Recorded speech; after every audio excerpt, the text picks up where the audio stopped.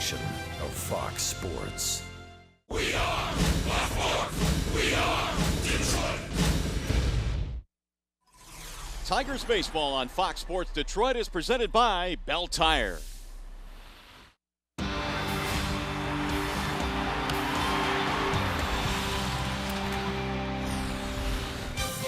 Last Saturday in New York, Max Scherzer dominated the Mets on national TV, striking out 11 in the ball game, and today he will go for his 20th win of this 2013 season. Mad Max on the hill today on a gorgeous day for baseball here in the Motor City. Welcome to Comerica Park, final game of the series featuring the Athletics and your Detroit Tigers. Hi again, everyone. Welcome to Tigers Baseball. Mario and Pemba, Rod Allen, glad to have you with us here for the series finale. The Tigers going at least for one win, and what better guy to have on the mound than Max Scherzer, Rod? His season this year has been absolutely magical. Yeah, not only that, but Maxwell's 8-0 this year after a Tigers loss. So Jim Leyland looking for his ace to go out there and give him some length as far as this game is concerned, because this offense of the Oakland Athletics has really taxed this Tigers pitching staff. That it has, but Max Scherzer has taxed opposing hitters this year. Max going, as we mentioned, for his 20th win of the season. In 21 starts, he's trying to get it done. Now, look at this list of Tigers that have won 20 games before the month of September since 1969. It includes Justin Verlander, who did it a couple of years ago, the great Mickey Lolich, and Denny McLain as well from that 69 campaign. But when you talk about Max Scherzer, well, that breaking ball's been huge. Max told me just a couple of days ago that the curveball has been a difference maker for him this year. He's always been able to dominate right-handers, but now he has that equalizer that he can go up against the left-handers with, and that would be the real good curveball, the pitch he started throwing last year. Something else about Max, regardless of the situation, regardless of the circumstances, regardless of how big the game is, he is about as cool and calm and collected on the mound as we've seen any pitcher this year, and because of that, going for number 20 today. After a short break, we'll send you back at the Call Sam Studios with Mickey York. Coming up next, the Tigers trying to stop the swinging A's. They really have been swinging it in this series. Scherzer the man to do it. Tigers A's coming up next.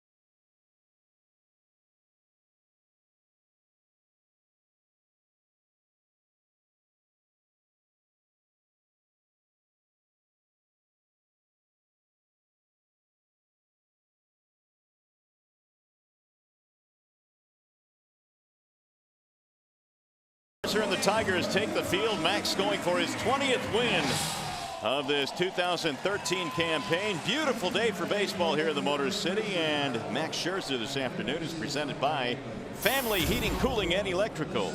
And Max Scherzer, as you mentioned, looking for win number 20. Blazing fastball will get up to 99 miles an hour. He's got the secondary pitches to go with that fastball, the curve, the slider, and the changeup. But he'll have to somehow slow down these swinging A's who have had their way at Comerica Park the last 3 days.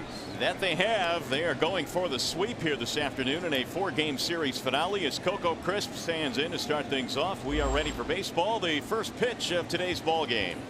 Scherzer missing outside, 1 ball to no strikes. Max will need to be on top of his game today because this Oakland Athletics bunch, they are very loose this afternoon. They are playing with house money. They have already won the series. There's a high fly ball down the right field line, hooking back to the seats and out of play. Coco Crisp was taken out of the game last night by his manager Bob Melvin after they had a sizable lead, knowing that he would need his leadoff hitter fresh this afternoon. 84 degrees our game time temp here today, and Bob Melvin has his team looking for the sweep here. 3rd season as the skipper of the Athletics, doing another fine job this year. 75 wins so far for the A's. Last year's manager of the year in the American League. That is grounded foul down the first base line. 1 ball and 2 strikes on Crisp. Athletics are coming in scuffling. I mean, really struggling offensively and struggling to win games, and all they've done is put up 28 runs on 40 hits in the first 3 games. On the best pitching staff in the American League. Now the 1-2 inside, 2 balls 2 strikes on Crisp. And Crisp in last night's game saw 7 pitches before making an out his first time up, and that's something Oakland does very well. On average, they see about 4 pitches per AB, and that's all 9 members of their lineup. Now the 2-2, and it's outside, 3 balls 2 strikes. Waiting on deck is Josh Donaldson. Coco last night was the only hitless starter in the game for the Athletics.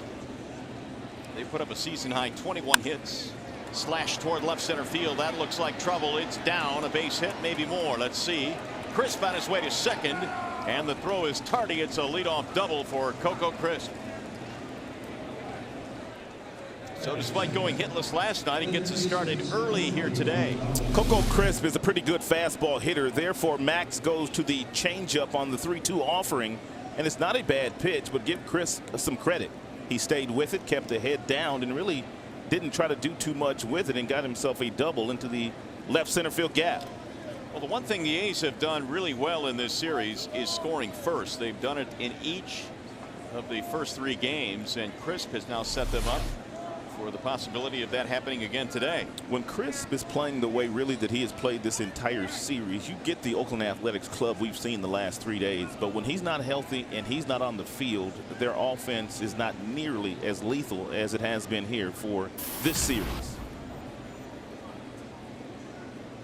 Josh Donaldson batting .295, 5 for 12 in the series so far. Ball 1 from Scherzer. Donaldson is a dead pull hitter, therefore he may be challenged in this particular situation trying to hit something to the right side of the infield, which would at least get Coco Crisp over to third base.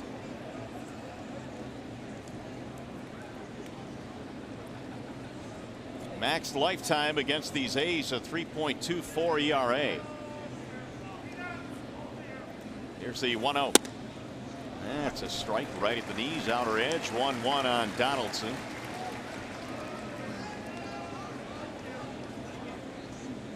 A lot of the A's have really helped out their offensive numbers. Moss having a huge series. Callaspo, Donaldson, and Lowry each having a pretty good set as well. Moss with a couple of home runs.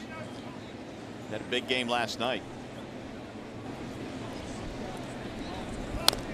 Fouled off. 1 ball 2 strikes. If you're the Tigers middle infielders, you really have to pay some attention to Coco while he's at second base as well, because he has stolen third 5 times already this year, and he's only been caught once. And so if you're Santiago and Infante, you need to make sure that Crisp does not entertain the thought of stealing a bag here.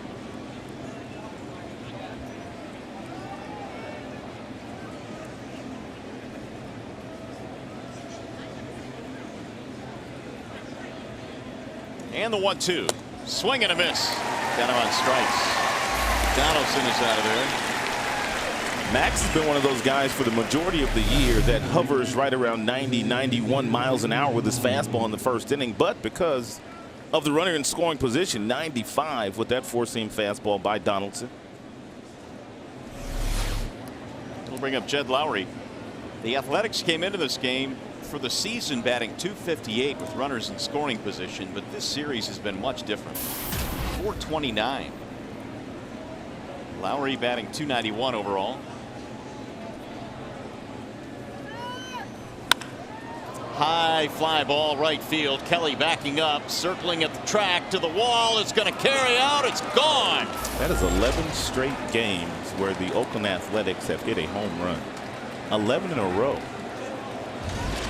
These A's. I mean, what is up with these swinging A's? Two-run shot for Jed Lowrie, his 10th of the year, and the A's, like they have done in the previous 3 games, getting out to a quick lead, even against Max Scherzer.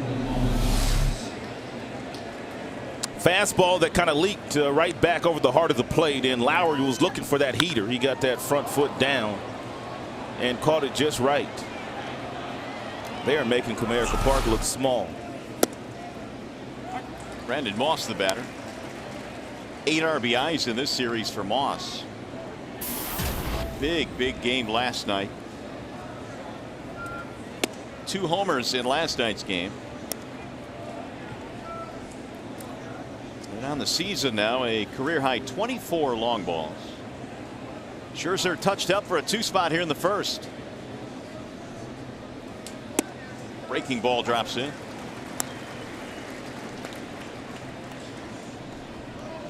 Well, the first 3 innings have been controlled by Oakland. That's why they won the first 3 games. 11 runs. Way outside. Even the Tigers' offense couldn't come back from those deficits. Scherzer came in with a whip of under 1, but he's been touched up by a double and a homer here in the first inning. That'll miss inside. 3 balls and 2 strikes. Already the second 3-ball count by Max in the first 4 hitters. And he walked him. We'll put a man on here with 1 out. Here's the rest of the lineup for the A's, brought to you by the Metro Detroit Chevy dealers. Crisp, Donaldson, Lowrie at the top. Moss, Callaspo is back at second in this one. Smith is the left fielder. Barton, Sogard, Vogt rounding out the lineup. And now here is Callaspo. Big series as well, 6 for 12. Just about everybody in this lineup has had a good game or 2 in this series. And a strike called on Alberto Callaspo. Picked up from the Angels in a trading deadline deal. They gave up a minor league infielder that had a little bit of pop. Grant Green went back the other way.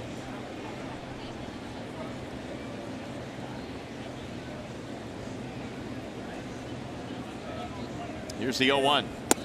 Missed inside. 1 ball, 1 strike.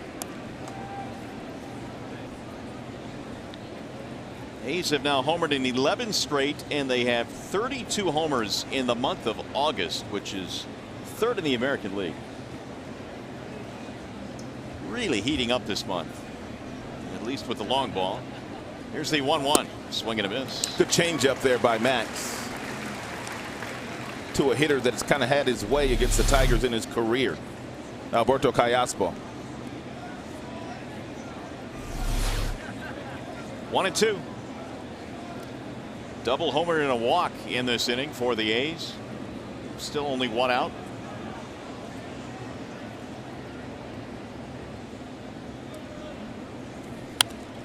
Fouled back out of play. Tigers have the Indians coming in next.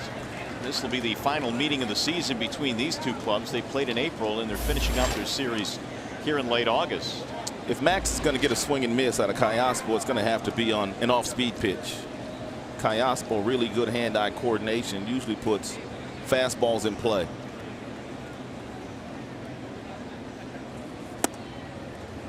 Missed it. 2 balls, 2 strikes.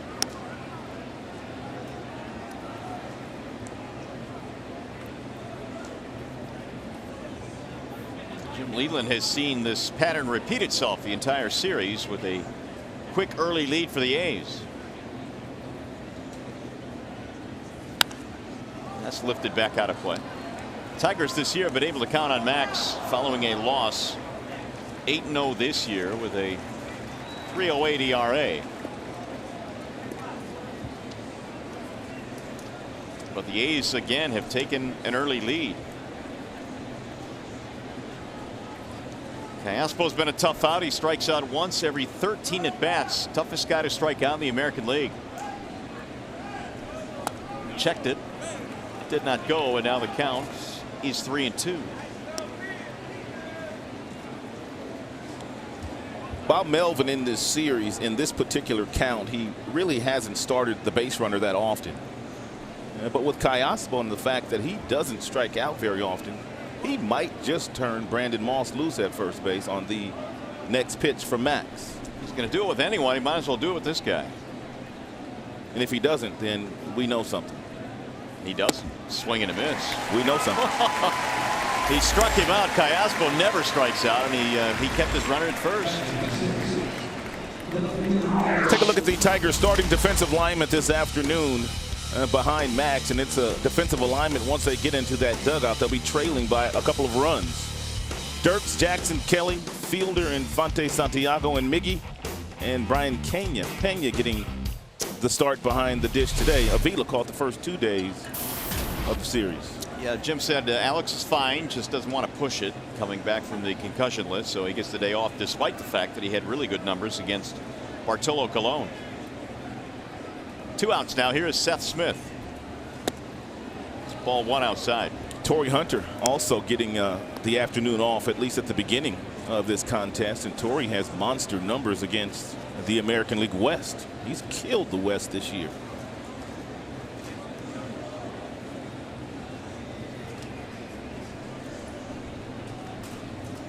The 1-0 from Max is a strike called. We're talking about how these guys love to work counts, and we've seen great examples of this. Sanchez had a 29 pitch first inning, and then Verlander had a 44 pitch first inning. Max is about to throw his 28th of this first inning.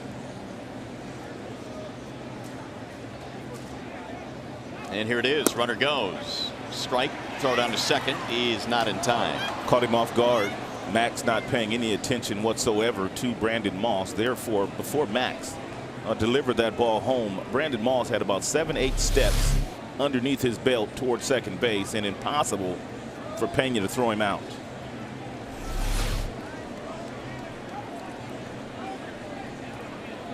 Fourth stolen base of the year for Moss. He's 4 out of 5. He's in scoring position now. 1 ball, 2 strikes on Smith. And it appears that every single hitter has seen at least 4 or 5 pitches against Max. Drilled to center field. Jackson moving back.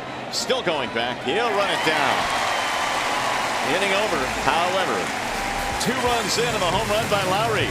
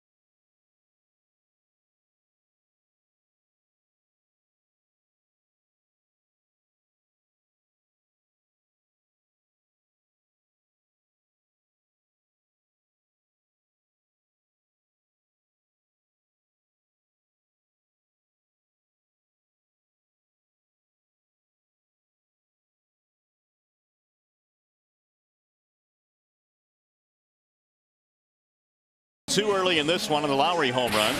Tigers starting lineup today is presented by the Southeast Michigan Ford dealers. Jackson, Dirks, Cabrera in the top 3 spots. Fielder, Martinez, Don Kelly in the middle 3. Kelly in right field. Pena and Fonte Santiago rounded out for the Tigers, and they are facing the right-handed offerings of Bartolo Colon. 14-5 for the 40-year-old right-hander Bartolo Colon, and for the most part, you're going to get a steady diet of fastballs. He works the 4 quadrants of the strike zone as well as any right-hander in the game. He's got real good command.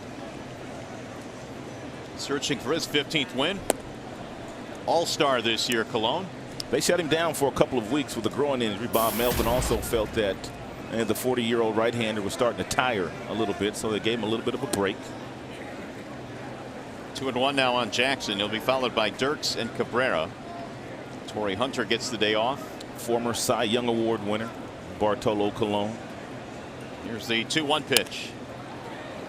That's in the air to shallow right. Backing up is Callaspo. Coming in is Moss. 1 gone. Tim Hortons is the sponsor of the Oakland Athletics defensive alignment this afternoon. And Seth Smith, he is in right field. Crisp, he's in center. Moss, he has tore up Tigers pitching this series, is in right. Barton, Callaspo, Sogard, and Donaldson in the infield, and Vogt is the catcher.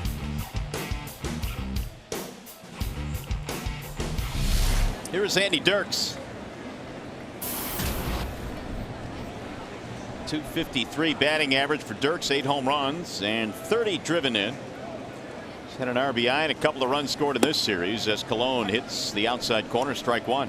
Andy Dirks, when he was able to bat second last year, he did some of his best work in the 2012 campaign.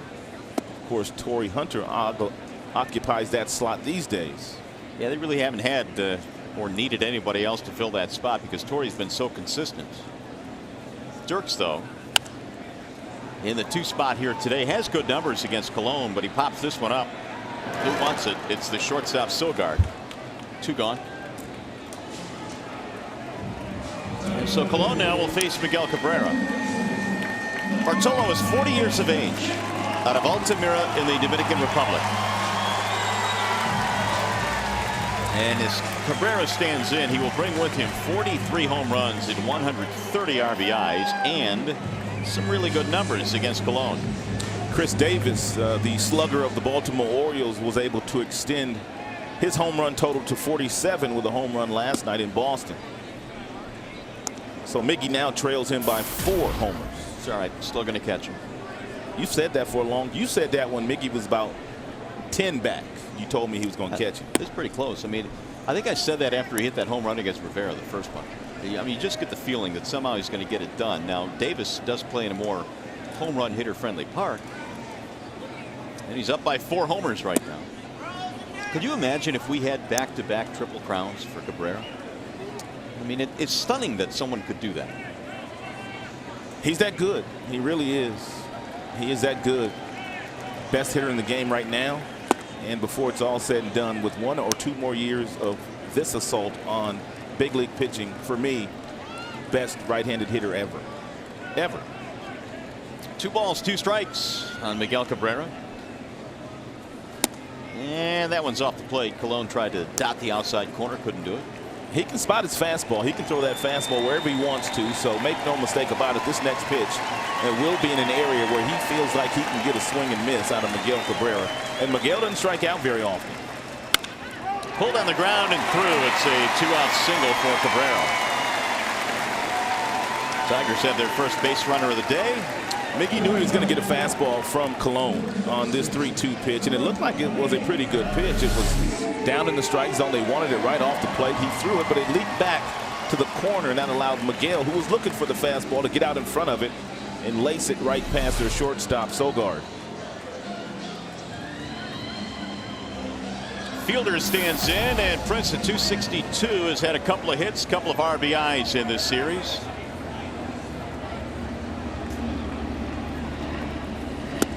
And it's in for a strike on the outer edge. Colon this year was named to his 3rd All-Star team. He has Cabrera at first base with 2 outs, leading 2-0. Here's the 0-1. Prince sends it high in the air, deep into right center field. Going to stay in the ballpark, though, as Crisp goes deep to the gap for the out. No runs, one hit, one man left.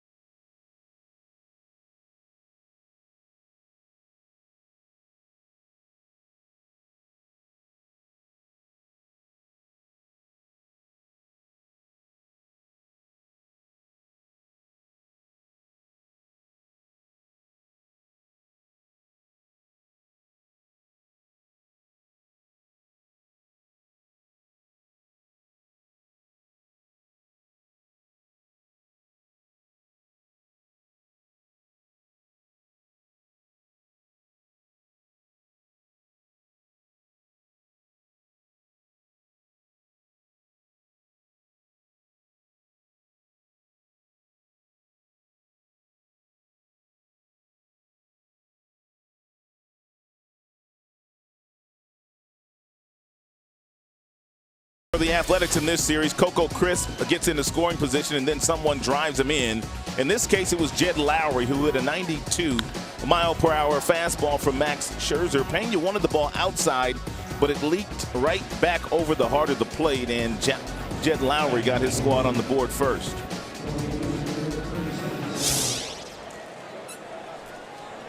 Runs allowed in the first inning in the season compared to this series. 6 in 4 games in this series by the Tigers. And so Scherzer now takes the hill here in the second, down by 2. Derek Barton leads it off. And he looks at a strike, 0-1. It'll be Barton and Sogard and then Stephen Vogt facing Max Scherzer. 29 first inning pitches, I should say, for Max. There's a wave and a miss, 0-2. Barton hitting a .188. He is a guy known for taking his walks. In fact, a couple of years ago in the 2010 season, he walked 110 times. Skies this one of the air. Left side of the infield. Cabrera is to the grass. 1 out. Here is today's high-speed stat, and it's always brought to you by Charter Internet. And Max Scherzer, following a Tigers loss since the beginning of the 2012 season, 15-3, which bodes very well for his squad today. And he's even better than that this year. 8-0 this season following a Tigers loss. Here is Sogard now with 1 out.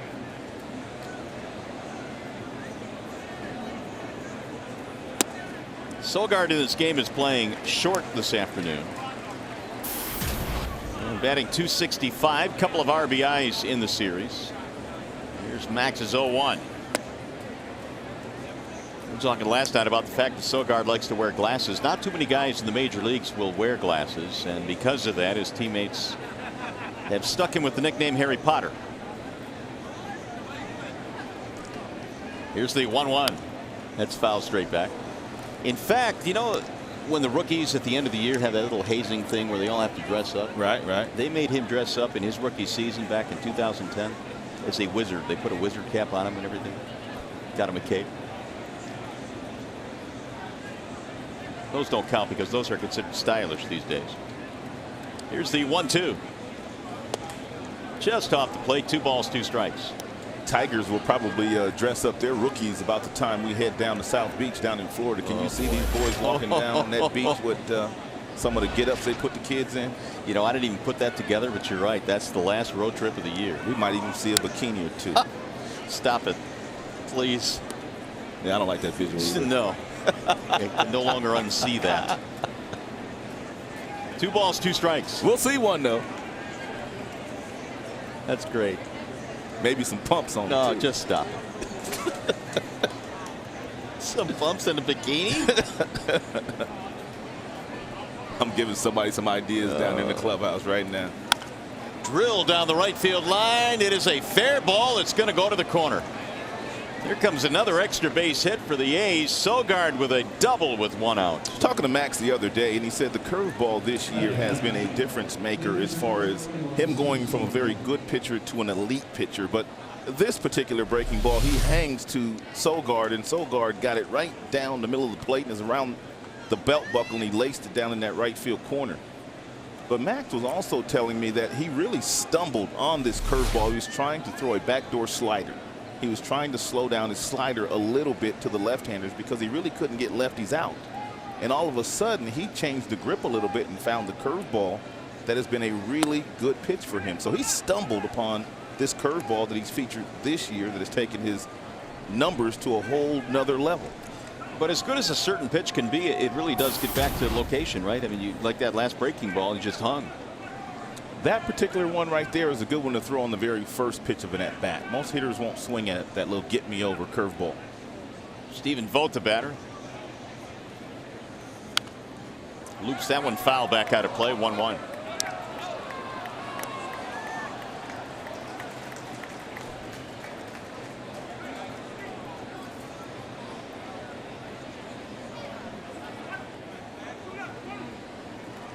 Two runs, 3 hits for the Athletics. No runs, 1 hit for the Tigers.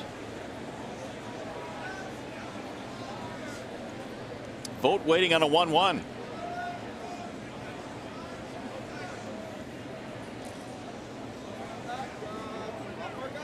It has been a slow stretch for the catcher Stephen Vogt, 4 for 27. The Athletics are also without a catcher, and John Jaso, who's on the concussion list.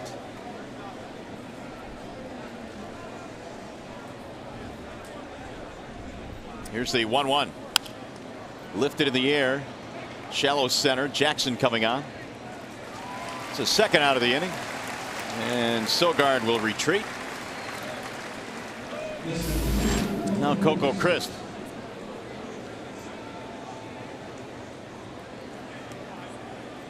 Two-base hit to start the game. Then he eventually scored on the home run by Jed Lowry.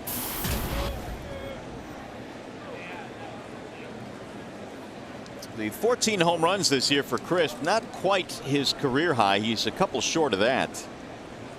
Back in 2005, he hit 16 home runs for the Indians at that time.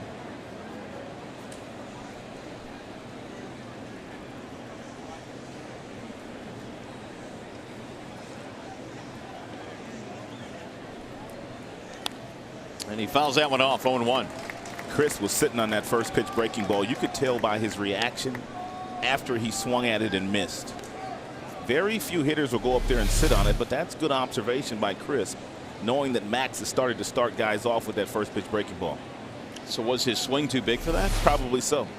Probably trying to hit it out of the ballpark instead of just trying to get a base hit to drive in a run.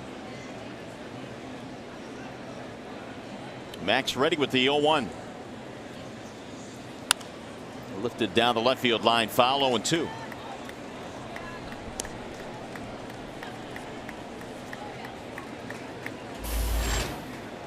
Scherzer has gone 6 innings in 24 of his 26 starts this year. So he's a guy that's hung around a long time in starts on most nights. But today the A's trying to do to him what they've done to 3 previous Tiger starters. Sanchez, Verlander, Fister. Get that pitch count up.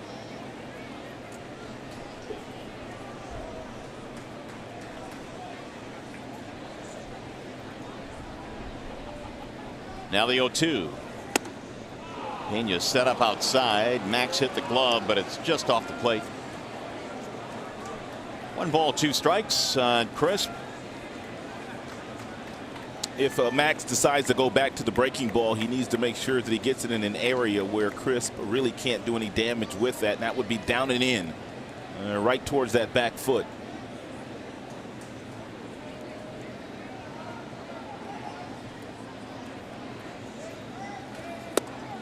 Went outside again and missed. 2 balls, 2 strikes. Yeah, back-to-back mid-90s fastballs to Crisp that Crisp didn't even offer at.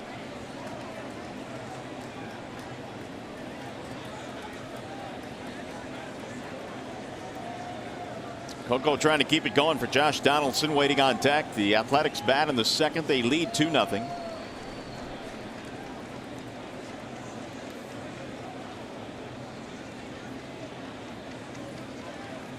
And he got him, strike 3. Caught him looking on a breaking ball, inning over, no runs. They get a double strand to man. To the bottom of the second we go.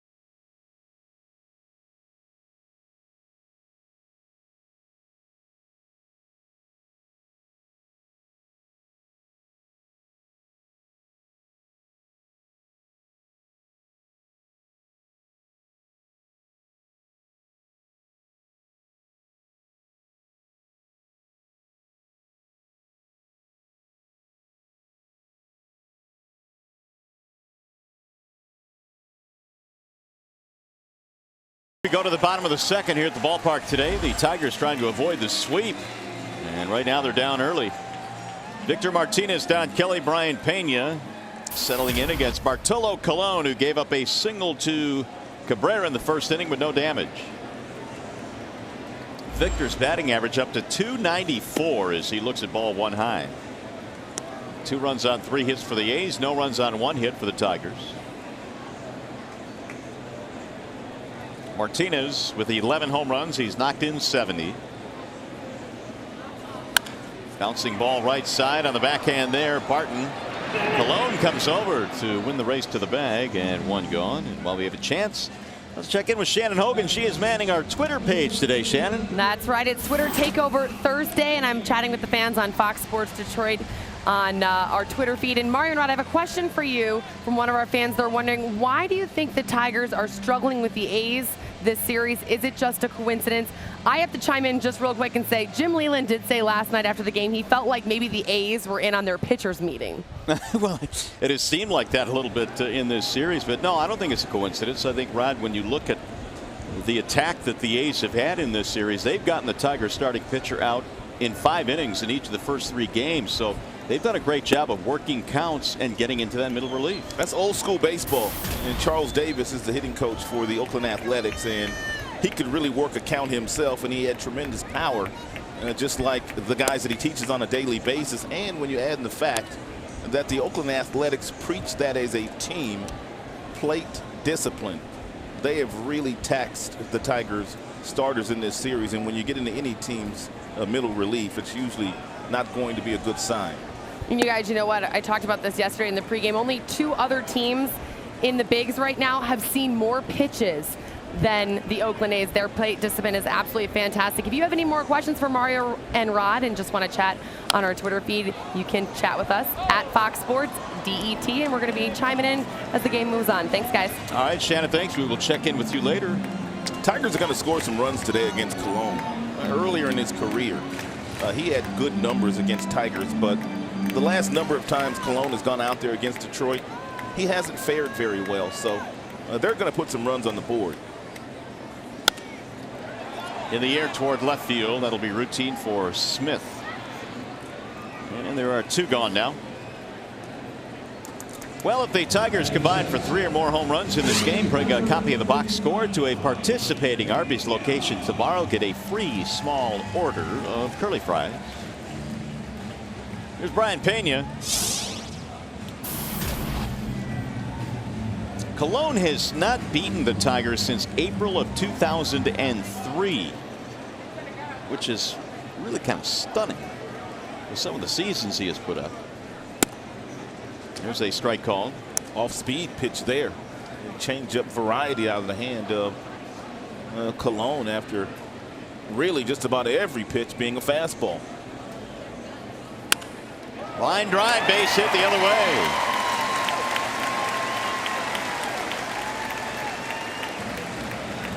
Pena with the Tigers' second hit of the game.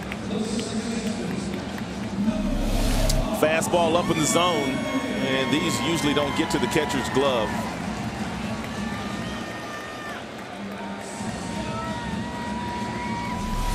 That'll bring up Omar Infante. Both of the Tigers' hits are singles. Omar 2 out of 9 in the series.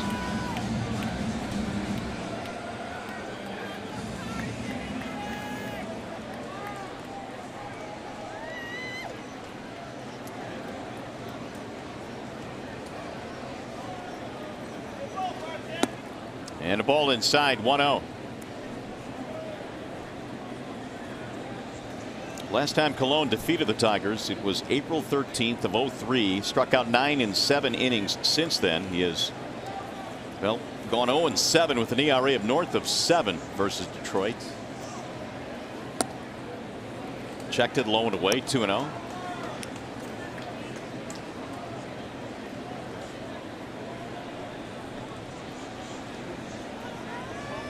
Infante 7 homers this year. The average has been over 300 most of the season. As it sits right now, it is at 318.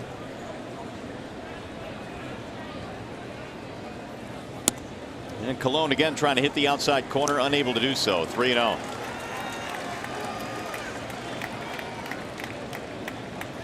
Santiago lurking on deck.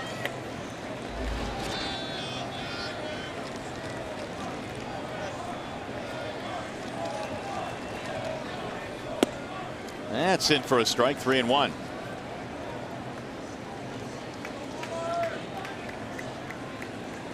I mentioned Colon winning 14 games this year, made the All-Star team this season, although he has struggled in his last 2. Overall, really, since late May, he's been great for them. Bouncer right back off his glove, up the middle, and backhanded by Callaspo, who will tag the bag for the force. No runs, 1 hit. 1 man left. Tigers baseball today presented by Bell Tire.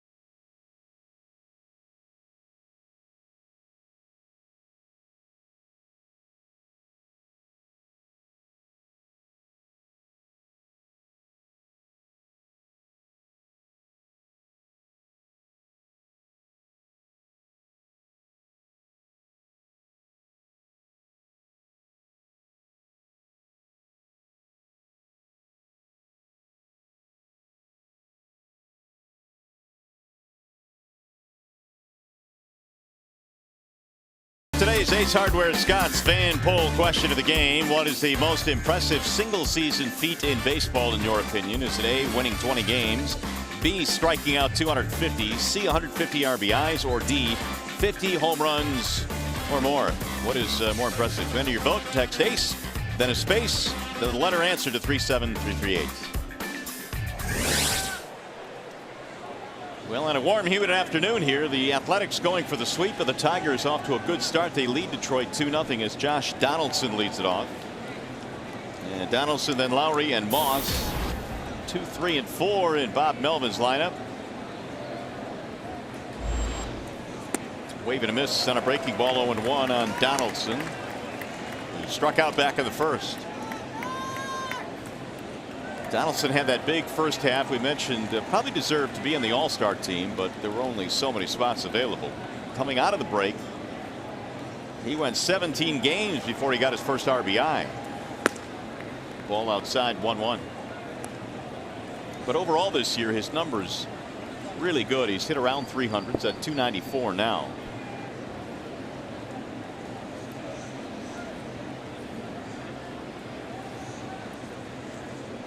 Here's the 1-1 from Scherzer. Into the glove, strike 2. It's a nice pitch right there. After the first 2 pitches away from Donaldson, they went back inside with a good 2-seam fastball that was able to tie Donaldson up. And Max can go a couple of different ways now. He can simply go slider away or go right back inside with another really good firm fastball.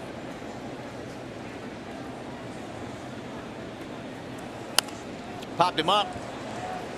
That's on the infield. Pena coming out. Prince coming in. And it's Fielder, the first baseman.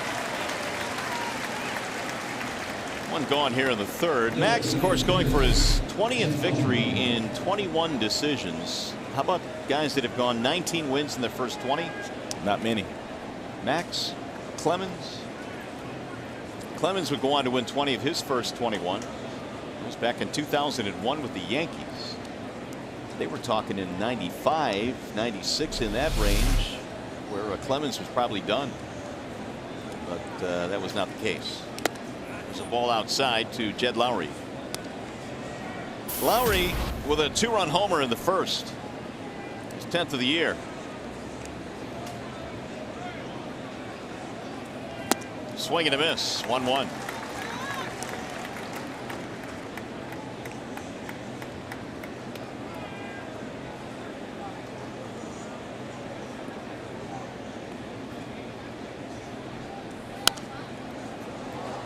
One ball, 2 strikes on Lowry.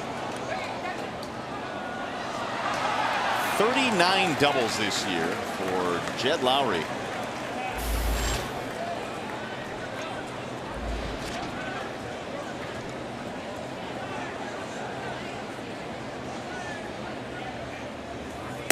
And he missed high. 2 balls, 2 strikes.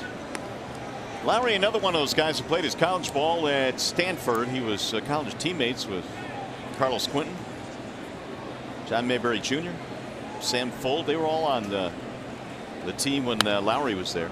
He'll shoot that one in the air to right field. Playable, though, as Don Kelly camps under. And there are 2 gone. Time for a game break now. We check in with Trevor Thompson.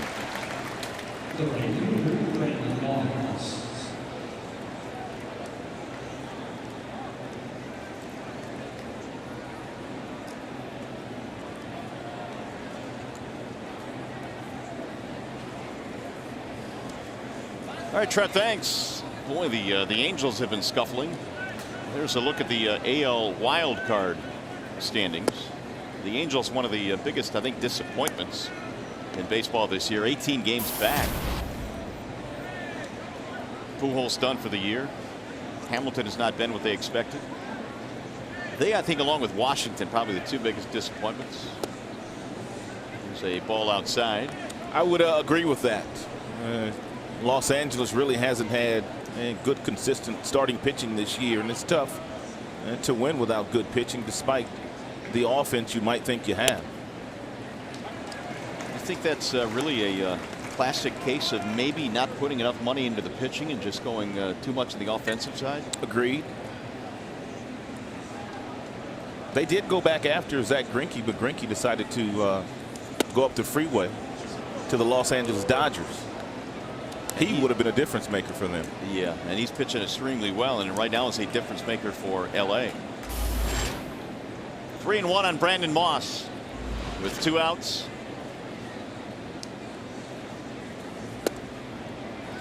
Moss 1 step toward the bag at first, but he's called back 3-2. Might want to go fastball here. I don't think you want to go with another breaking ball here to Moss. The home runs he's hitting this series, 2 have come on off-speed pitches.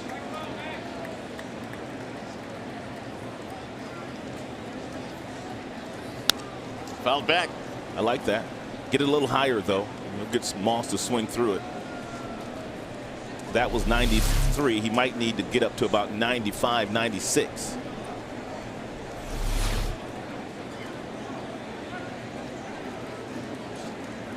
It's been a huge series for Moss. Of course, the 2 home runs in last night's game. And he got him, strike 3. Outstanding pitch. 1-2-3 inning for Max, his first of the game. That is his 4th strikeout. And we go to the bottom of the 3rd.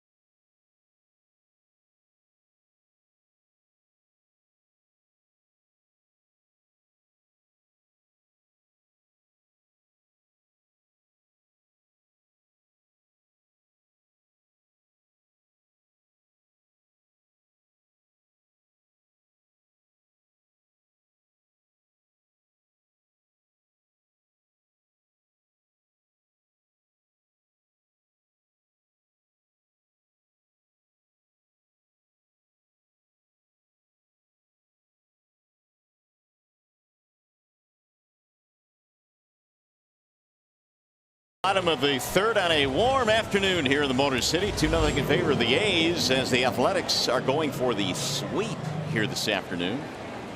Bartolo Colon back to the hill, missing outside to Santiago. He'll be followed by Jackson and Dirks. 2 runs on 3 hits for the Athletics. The Tigers, no runs, 2 hits. And Ramon takes outside again. 2 balls, no strikes. 219 average now for Ramon, and really over his career, maybe he's getting the start today because he's had success against Colon. 11 for 24. In there for a strike, 2-1. Guys that throw a lot of fastballs, and it really doesn't matter the velocity of the fastball. Santiago does well against those type of pitchers. He's got that short, quick stroke. Doesn't try to overpower the baseball. Just simply tries to put it in play. 2-2. Ramon over his last 25 has been hitting over 300. Make it 3-2 now on Santiago. There's Jackson waiting on deck, the top of the Tigers order.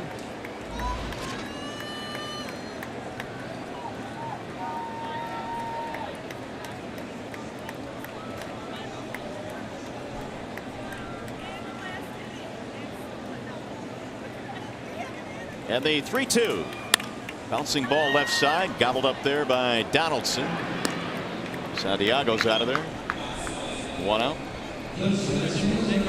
Well, the Tigers host the Cleveland Indians this Saturday at 7:08. It's Motown night at Comerica Park. Enjoy live performances of Motown classics prior to the game. Call 866-66-TIGER if you'd like more ticket information, or simply go online at tigers.com. Gorgeous day here at Comerica today. Mario Impemba, Rod Allen, Shannon Hogan with you here at the ballpark. Joe Nicola is our producer, and Mark Isofano, our director today. There is strike one on Jackson.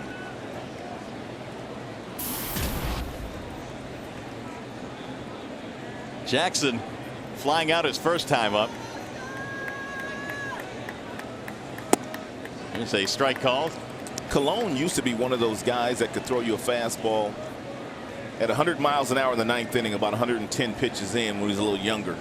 Of course, he doesn't have that big arm any longer, but he can really command that fastball from 89 to 93 with outstanding control.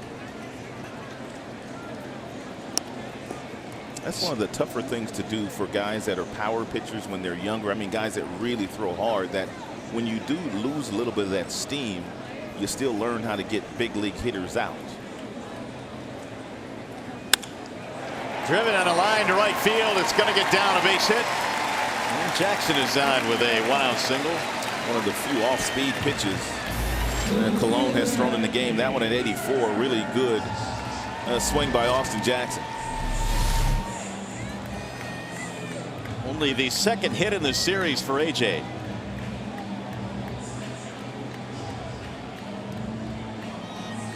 It'll bring the tying run to the plate now as Andy Dirks strolls in.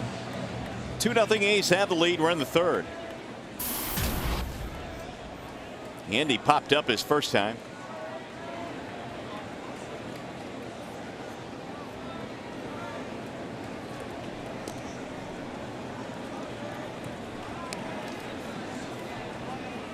Well, we mentioned Colon winning 14.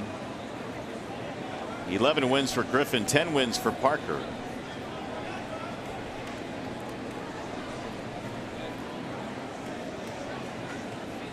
There's another toss back. Best pitcher I've seen for Oakland the last 3 days was Brett Anderson, who got the save last night. If they can keep Brett Anderson healthy, and I don't know which role they're going to use him in the remainder of the way, but I was very impressed with their big, long, lanky left-hander last night. There's a pop-up. Shallow left field. Sogard going back. Now into foul territory. 2 gone.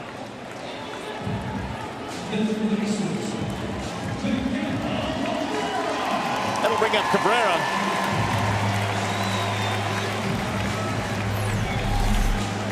How about those updated Triple Crown numbers you see? And we talked about this earlier. Davis hit his 47th last night.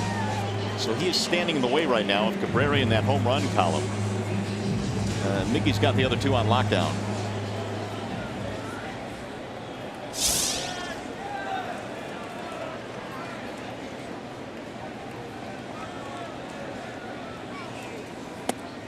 And there's a strike called.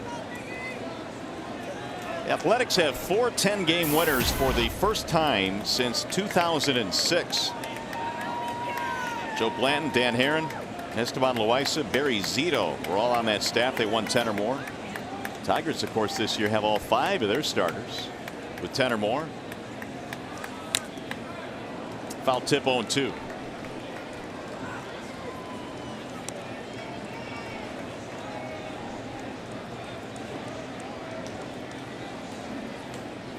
Cabrera with a single. That was back in the first.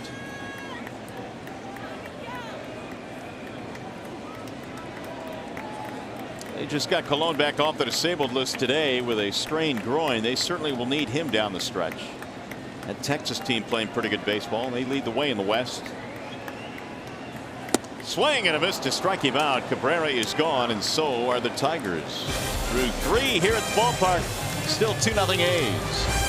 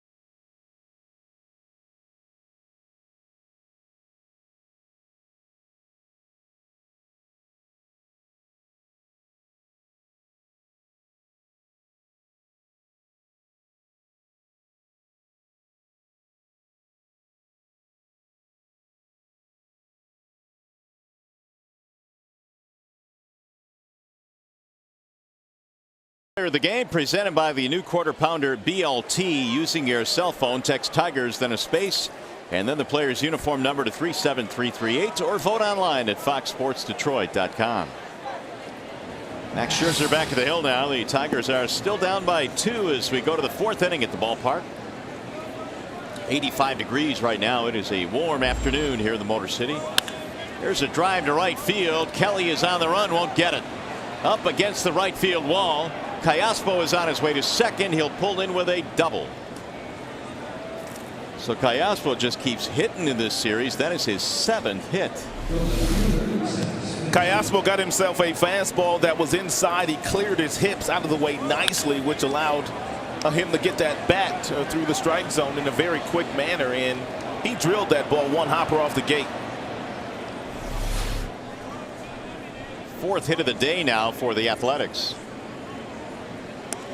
Here is Seth Smith. Fly to center field his first time up.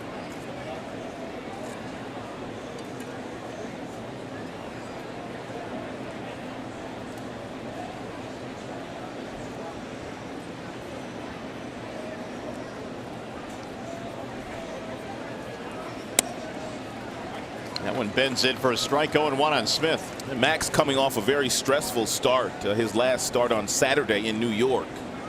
He went up against the rookie phenom Matt Harvey. And Max had 8 strikeouts through the very first 4 innings. He only lasted 6 innings in the game. And the 5th and 6th inning were very taxing for Max. That's into right field, a base hit. Callaspo coming at third. They're going to stop him there as Kelly brings the ball back in, and back-to-back hits here in the 4th. And he got away from Prince. That'll allow the runner to go to second with Callaspo holding at third.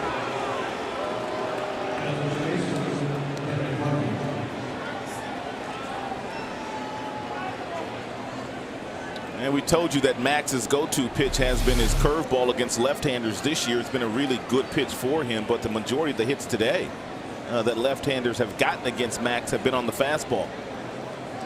That ball thrown in by Don Kelly, and I'm not quite sure what happened, but it did get away from Prince Fielder. Yep, just got away from him. He just kind of lollipopped it in. I assume they'll give Kelly an error on that play, allowing the runner to move to second.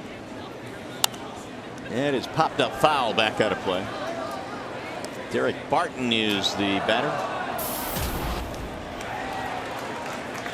Popped up his first time. Single E9.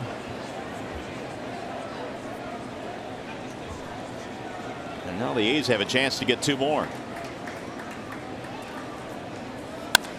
Driven to center field on a line. Jackson backs up. Runner tags at third. Callaspo will score. Throw comes back into the shortstop. Sac fly, RBI for Barton. Tigers should check second base. It appeared that Smith may have left prematurely.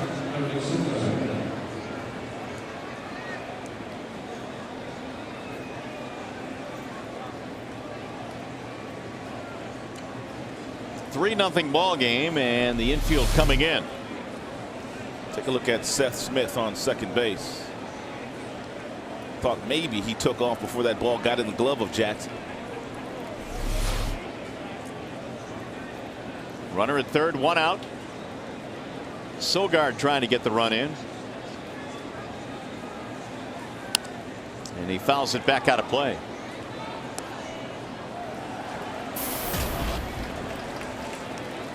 Is it just me, or do the A's get much more aggressive offensively with runners in scoring position? If they get a fastball and they got a runner on third base less than 2 outs, they're looking to hunt the fastball. They're looking to hit something into the outfield. But if it's a runner on second base, they've still been working some pretty good pitch counts. Now the 0-1. Fly ball. Shallow left. Dirks coming in. Will they challenge him? Catch is made. They will challenge him. Here's the throw to the plate. Safe. He scores standing up as it gets away from Brian Pena. When you're going good, every decision that you make, even if it's not a good decision, works out into your favor. Very few guys that are coaching third base would allow their base runner to tag up on a fly ball that shallow to left field. But the Oakland Athletics are playing like a very loose club right now. And why wouldn't they? Seth Smith, former quarterback in college. That doesn't mean he really runs that fast. Dirks did everything right, got behind it, let it go, one hopper. Pena just couldn't catch it, and had he caught it, Seth Smith probably would have been able to slide in underneath the tag.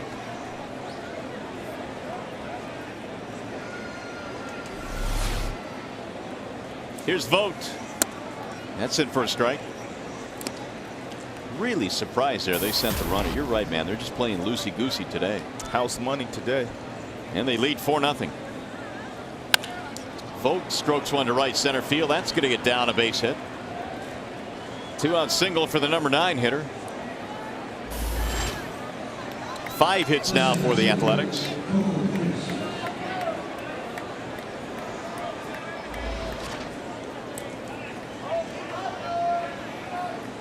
It's been a while since Max has given up 4 runs in a start. July 13th against Texas, which, by the way, was his last loss.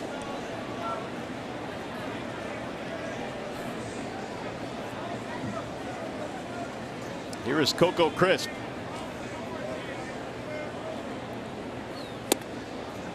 Ball 1 outside to Crisp. 2 in the first and now 2 in the fourth here for the Athletics. They are going for the sweep of the Tigers in not a 3-game series, but a 4-game series.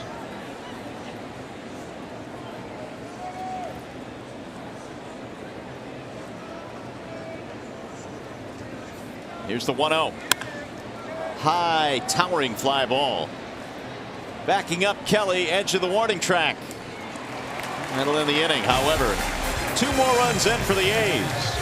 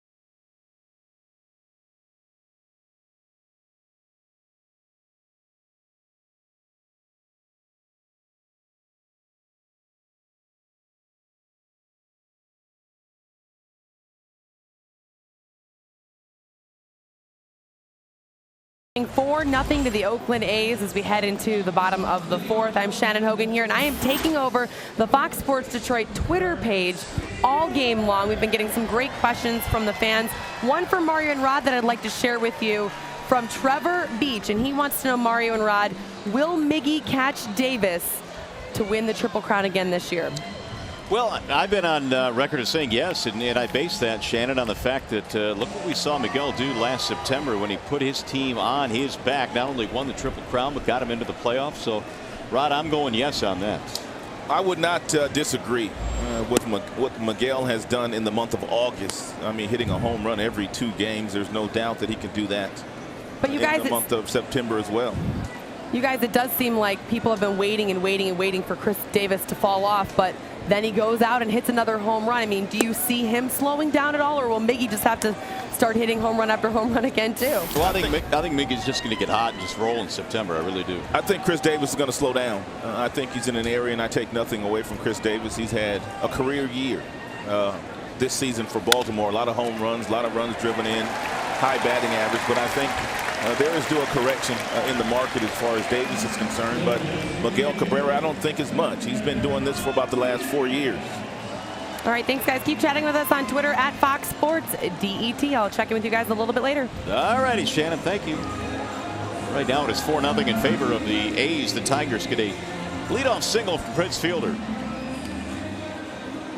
And here is Victor Martinez, who bounced out his first time up.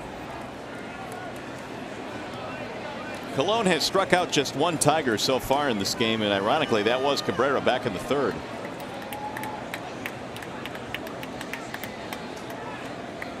This is the first start for Colon since August 13th. After a spell on the DL, he is back in their rotation. Strike one on Victor.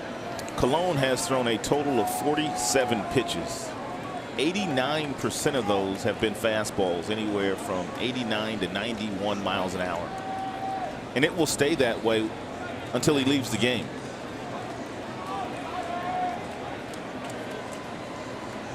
Just kind of validates what pitching coaches always say, that the fastball is the best pitch in baseball, especially a well-located fastball.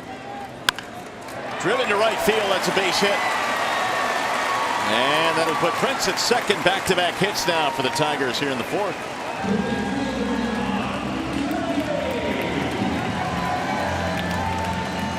So the Tigers have something going now as Don Kelly will step in.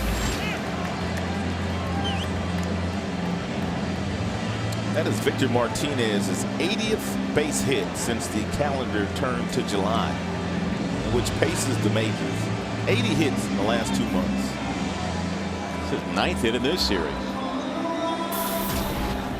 Victor is now 9 for 13 against A's pitching.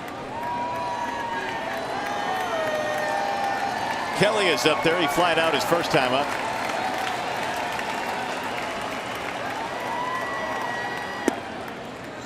Ball one to Don. Tigers need one swing here to get them back into this game. Still only down by 4.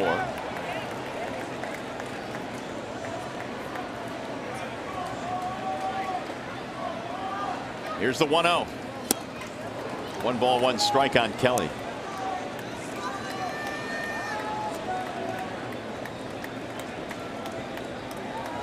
Pretty good this year for Don with men in scoring position. 343.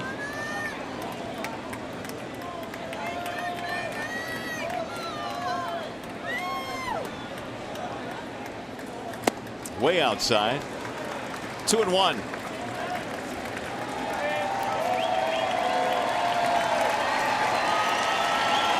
Ryan Pena waiting on deck.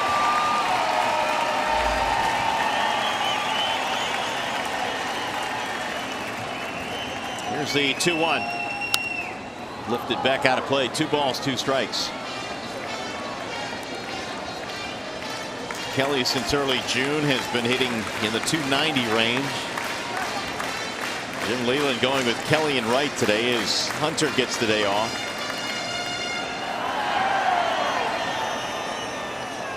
And right now the skipper looking for a spark offensively. He's gotten a couple of singles here in the fourth from Fielder and Martinez.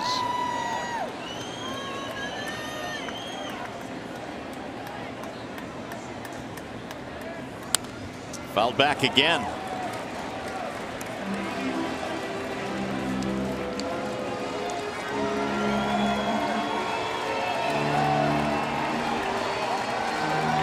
Bartolo Colon won the Cy Young Award back in 2005, a 21-game winner that year with the Angels. And today, at the age of 40, he's already won 14 games this year.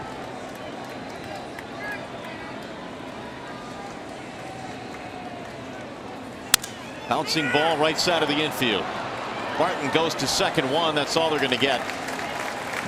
Fielder's choice allows Kelly to reach first and third now with 1 out. Just a reminder, as you enjoy a cold one, look forward to Miller Time later in today's game, brought to you by Miller Lite.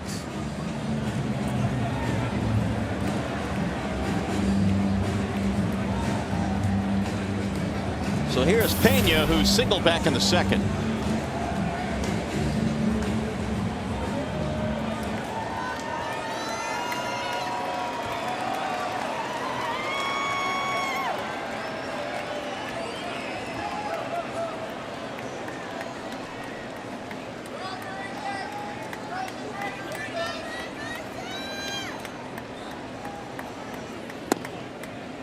strike on the outer edge as Colon is able to hit the corner.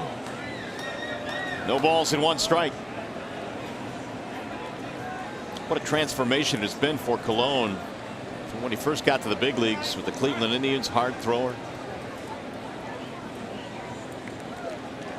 These days he's getting it done in a different way. In fact, he needs 1 win to become the first pitcher in the history of the American League to win 15 games with 4 different teams. Ball outside.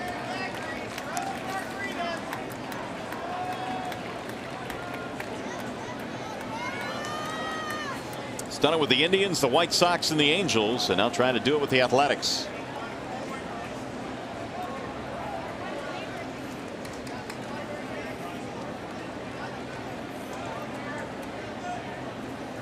Pena rips one in the air to center field. Crisp is on the run. He'll get there for the out. It'll score the run. Fielder comes in to score. Pena will get an RBI in the sacrifice fly. Hit that ball well, but Coco ran it down.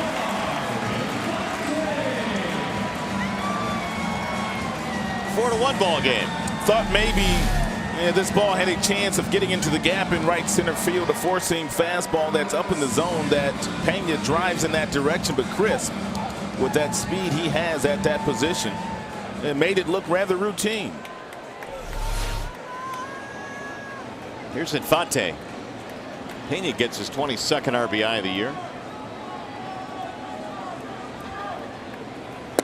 Omar looks at a strike, 0-1.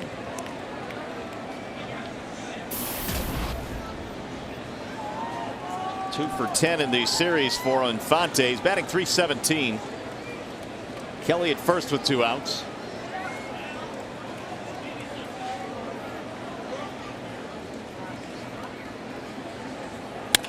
Chopper back up the middle.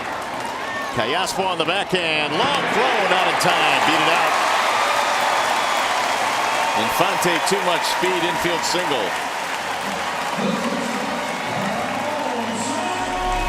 Second consecutive day where Omar Infante's gotten himself an infield single. Nice backhanded play by Callaspo, throwing off balance, but really couldn't get anything on the throw. And even Omar still battling that bad left ankle.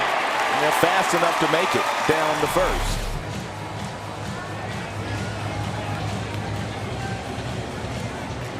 Rico Santiago is the tying run at the plate now. And the Tigers have just posted their 6th hit. Each ball club with 6 hits today. Ramon is 0 for 1 with a ground ball. Lifted foul, back out of play. Colon once traded from the Cleveland Indians to the Montreal Expos, and the players the Indians received in return were Brandon Phillips, Cliff Lee, and Grady Sizemore. That was the very first deal that Mark Shapiro made when he took over as general manager of the Cleveland Indians, and he said it was very difficult to do. Bouncing ball to second base. That'll get him out of the inning, and the Tigers will settle for 1 run. So we'll go to the 5th inning. It's now 4-1.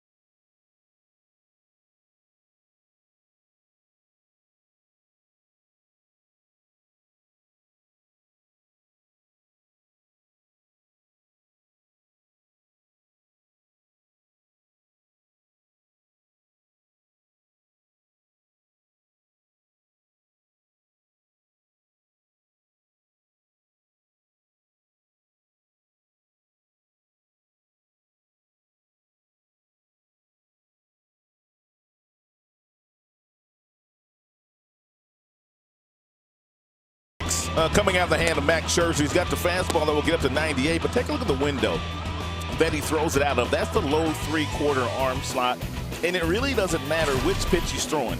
Changeup comes out of that same window. This is what makes Max very good, is hitters cannot differentiate which of the 4 pitches they're seeing because they all come out of the same window. They all come out with the same arm speed. The only difference is the grip that he uses to throw all 4 of his pitches. And that's one of the reasons Max has won 19 ball games this year. Scherzer back to the hill here in the 5th inning. 4-1 is our score now. The A's lead by 3. Donaldson leads it off and cuts and misses 0-1. Told you Bartolo Colon has thrown 88 to 90% of his pitches fastballs today. Max just 62% fastballs.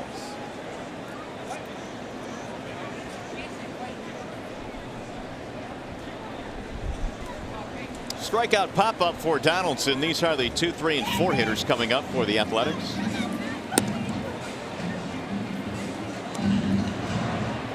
One ball and 1 strike.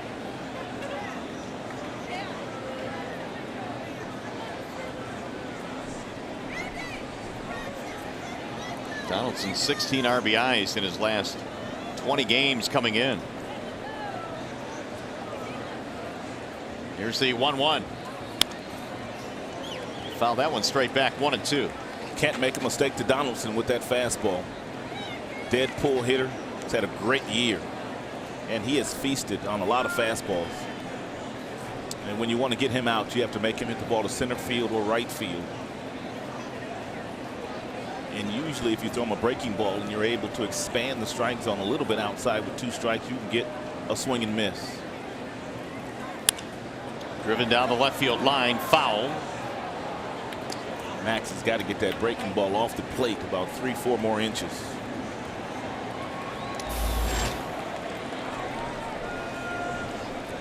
Four runs on 6 hits for the A's. Tigers a run on 6 hits. Detroit is stranded 5 in this contest.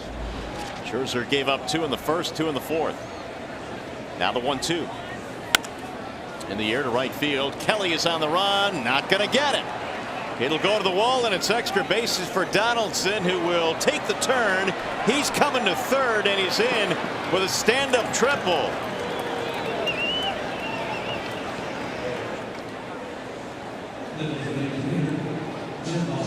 That is the 3rd triple of the season for Donaldson, who got himself a fastball up at the top of the strike zone and somehow got on top of it and hit that ball over Don Kelly's head. I don't know if Don Kelly or Jackson had trouble retrieving that baseball in right center field, but Donaldson really turned on the Jets after he got to second base. How'd he hit that pitch? I don't know. 3-bagger, and now the A's in good shape to get another run. Here's Jed Lowry, already a 2-run shot in this ball game. That floats outside, 1-0. Oakland could not have played better for the last 4 days here against the best team in the American League Central. They've already won 3 games. They're already leading in this game 4-1. Every time they get a runner on third base, they get him in. Well, the A's are 12-12 in the month of August, and they currently have 8 consecutive winning months. So they're trying to finish this month to add to that streak. Yeah, you got to go all the way back to June, the last time they had a losing month. Here's the 2-0. Fouled back, 2 balls, 1 strike on Lowry. Oakland is not sneaking up on many people this year as they did last year. They were about 13 games back as the calendar approached August last year, and somehow were able to take over the division on the very last day. They played with a lot of confidence down the stretch, and they had a lot of fun, and that's why Bob Melvin ended up being manager of the year in a very close vote, beating out Buck Showalter. 2-2 the count. Who you got as the leader in the clubhouse this year in the American League for the manager of the year? I'm going to have to probably go right now with Tito Francona. Barely over. Well, let me think about it. I got John Farrell. Now, Farrell's a good one, too. Terry's in the conversation. I'll go with Terry right now, depending on how this ends. Here's the 2-2. High fly ball. Kelly coming in, runner tagging. Donnie measures it. He'll just let her fly, and the runner will hold. One hopper right to Pena. So they failed to get the run in, one gone. I thought for sure that was deep enough to score. How about the last time Andy Dirks in left field wasn't nearly as deep as Kelly, but Mike Gallego, the third baseman, sent Seth Smith home, I guess. Maybe they feel like Kelly's got a better arm than Dirks. Apparently so. I thought for sure he was coming. Instead, they hold him at third base, and that'll bring up Brandon Moss. Now the Tigers will creep the infield in a little bit.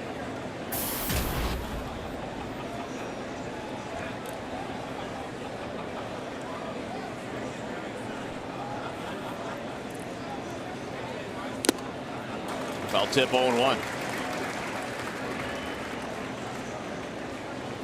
Normal situations, normal circumstances, the Tigers wouldn't even be going after Moss, who already has 8 RBIs in the first 3 games of this series. They would simply put him on and play for 2. But they have not had any success with the guy on the on-deck circle, Callaspo. Yeah, none.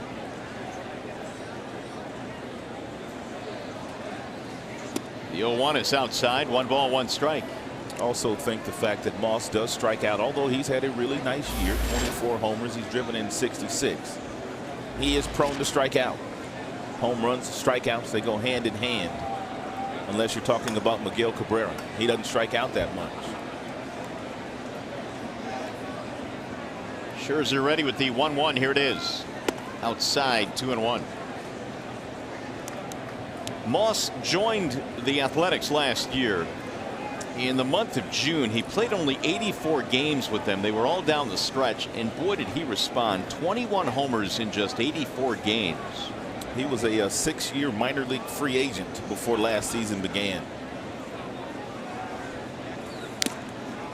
Fouled off at home plate. I remember thinking last year when the A's were making their run and they got to the postseason, how in the world they were doing it. They kind of patched together their offense, found some pieces here, some pieces there. Reddick had a good year. Yeah. Cespedes performed very well. Their young guys pitched well. Bullpen was locked down with Doolittle, Cook, and Balfour down the stretch. 2-2 on Moss.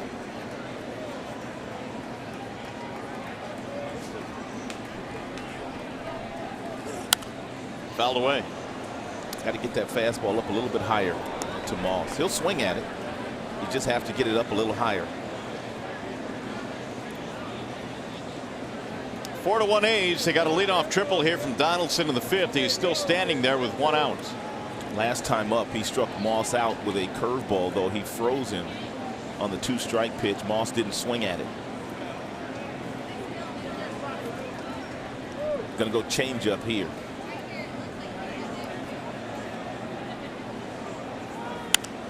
Another foul back out of play.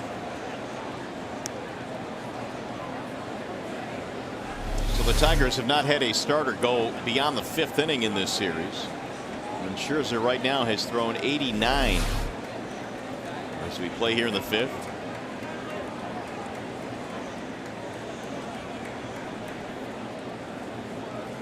Pena flashing the signs.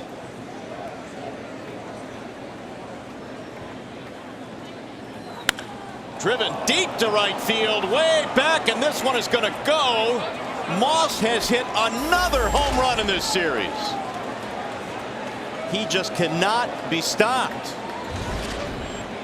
2 home runs in the ball game last night. That's his 4th long ball in the series. 4 of them.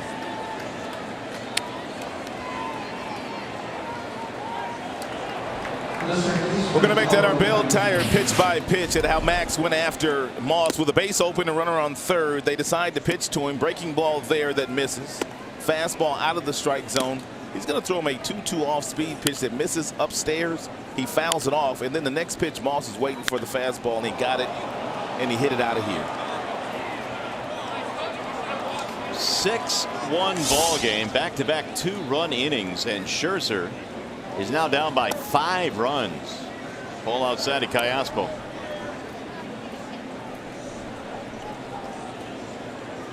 Max has not given up 6 runs all year up until today. Here's a strike called. Callaspo double and a strikeout.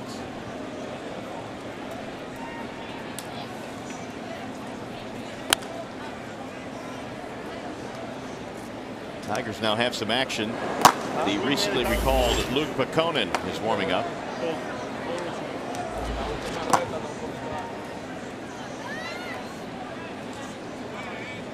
Six runs, 8 hits for the A's. 1 run, 6 hits for the Tigers.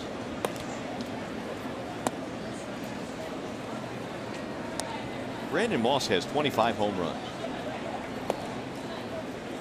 He is 7 for 12 in this series.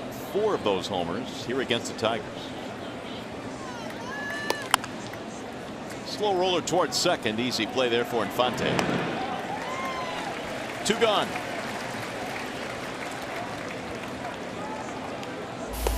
Here is our Xfinity high-speed pitch on the best fastball velocity-wise that Max has thrown here today. 97. Top fastball coming out of the hand of Scherzer. I don't know if Brandon Moss has ever won a Player of the Week in the American League, but he's going to get it this week.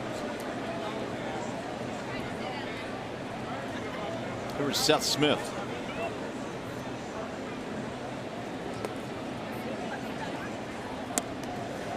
That's in for a strike. Smith a fly ball and a single. Brandon Moss actually won Player of the Month in the month of Player of the Week in the month of June last year. One of those weeks. So it'll be his second. No balls, 2 strikes now on Smith. I guess the good thing about the way the Tigers have played the last couple of days is the Atlanta Braves have taken care of the Cleveland Indians in Atlanta. The Indians, yeah, they really have let a solid opportunity slip by. The 0-2. Now, granted, they're playing a good team in Atlanta, but they are still 5.5 back coming into play today. But the last 3 nights, they have had an opportunity to gain on the Tigers. Atlanta is 46-18 at home. Best home record in baseball. Here's the 1-2.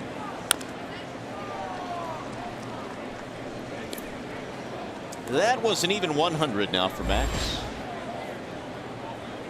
4th consecutive game that they have gotten into the Tigers middle relief. Tigers starter 5 innings, all of them 100 pitches and beyond. It's amazing. I mean, they got a chance here to go through 4 games here and getting the Tigers starter out after 5. And this is a team whose starters typically go much deeper into games. There's a swing and a miss. So the inning is over. However, they get 2 more runs on the homer by Moss. Tigers baseball presented by Bell Tire.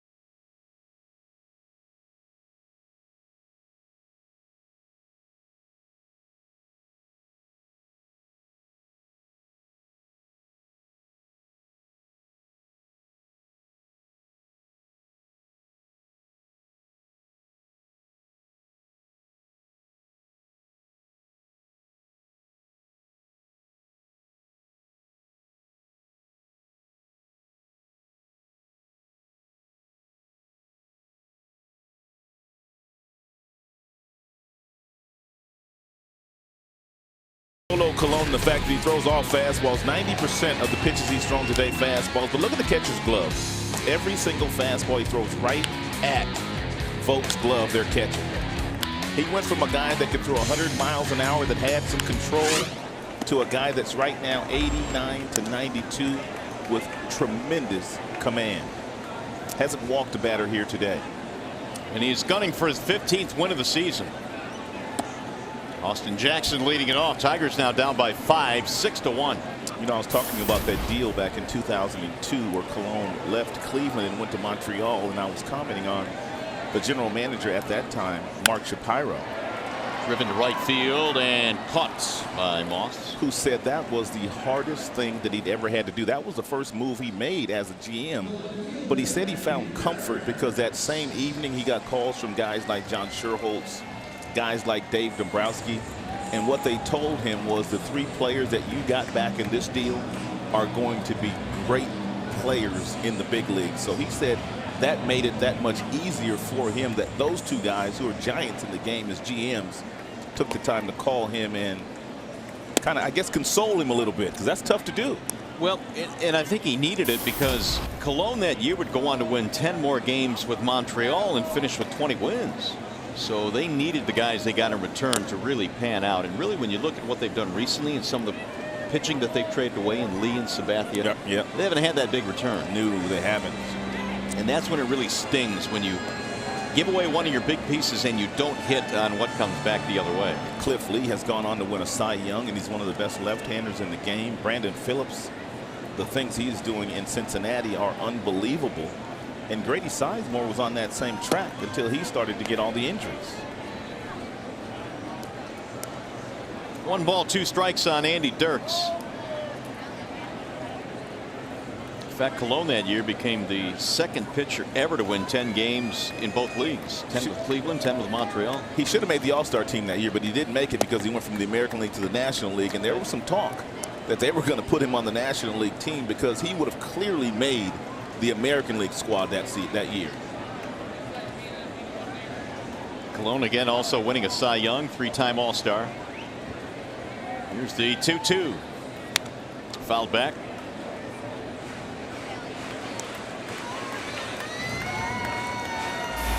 Waiting on deck, Miguel Cabrera. The Tigers have just 1 run on 6 hits today. They've stranded 5.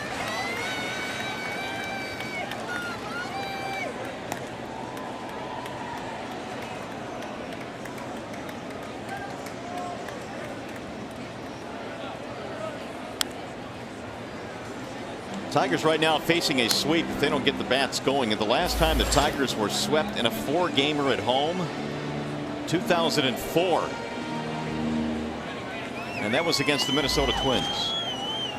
2004, and that was September of that year. Colon ready with the 2-2. Drilled to center field on a line. Chris will measure it for the out. If indeed they are able to complete the sweep, it will be very, very impressive. I mean, you're talking about the best pitching staff, numbers-wise, in the American League, and the best offense, numbers-wise, in the American League. And you come into their ballpark and take 4 games in a row. It's been impressive, and it's been led by the offense. It's been an assault offensively, actually. Here's Cabrera. Fouled away. Colon could hit that glove. And Vogt had his glove off the dish about 3 inches. And Colon threw that fastball right at it. Single strikeout today for Miguel.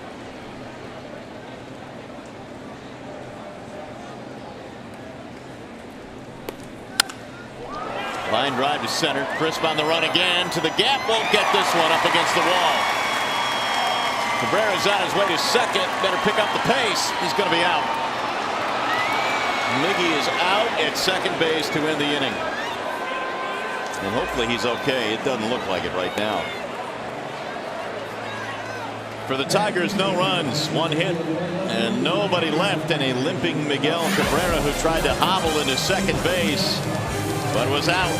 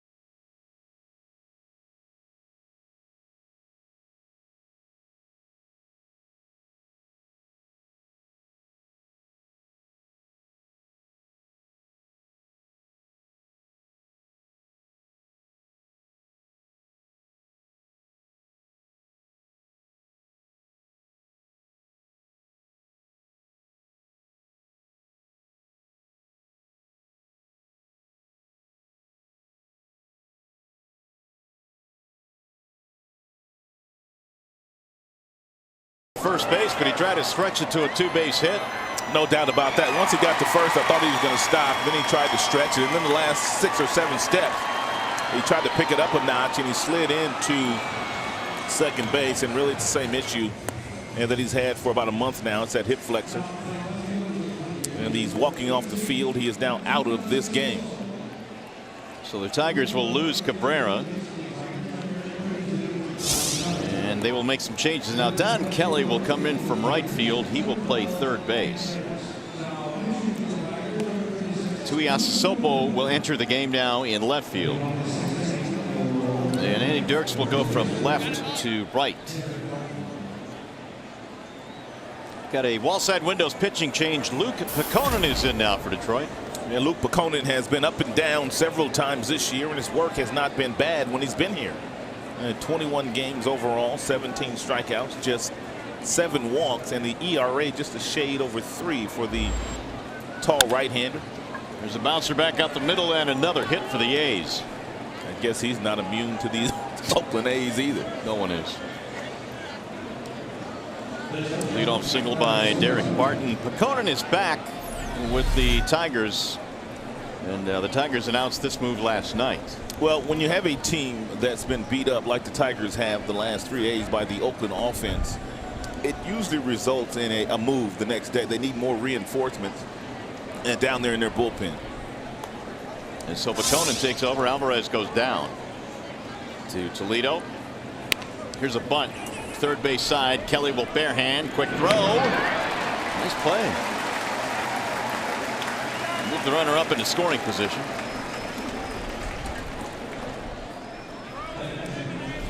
Kelly just moved in from right field, gets tested right away. And barehands that ball. Really nice concentration. Takes one more step. He throws off the right foot as he redirects the body and gets enough on the throw.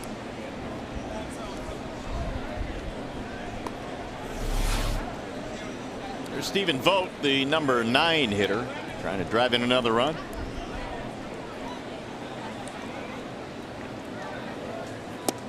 Jim Leyland saying before the game today there will be some September call-ups. Those are right around the corners. The Tigers, though, will stagger them, so they have not made any announcement on who will come up.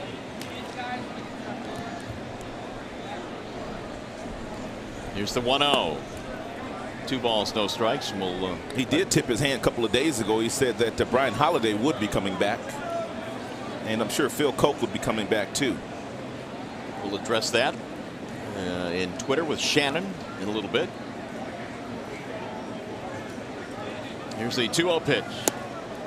2 balls, 1 strike on Stephen Vogt.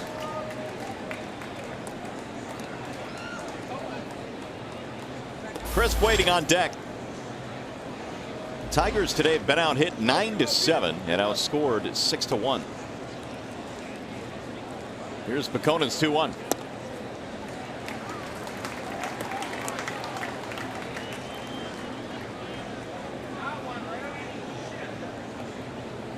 Two balls, 2 strikes on Vogt. Tiger pitching has not gotten a 1-2-3 inning in this game. And the 2-2 lifted back out of play. Take it back. We had a 1-2-3 third. My mistake. Scherzer got a pop up, a fly ball, and a strikeout back in the third.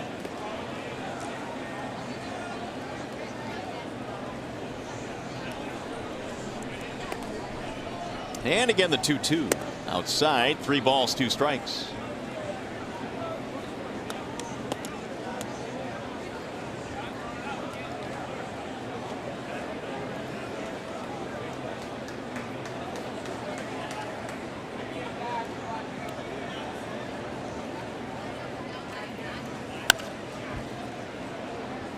Another foul back out of play.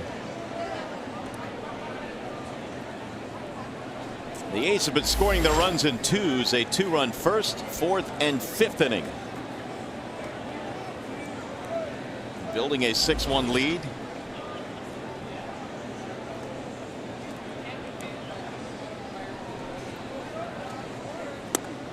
Strike called on the outside corner. Two gone. AT&T trivia question. Who are the 5 Hall of Famers who played for both the A's and the Tigers in their careers? There have been 5 of them to make the Hall of Fame to play for both the A's and the Tigers. How many can you name? Answer coming up in a little bit. Here is Coco Crisp.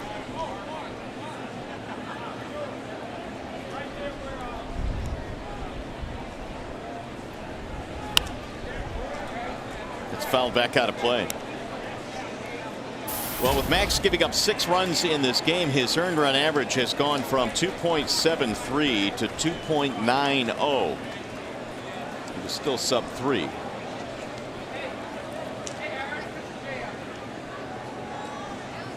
Oh, and 1 the count.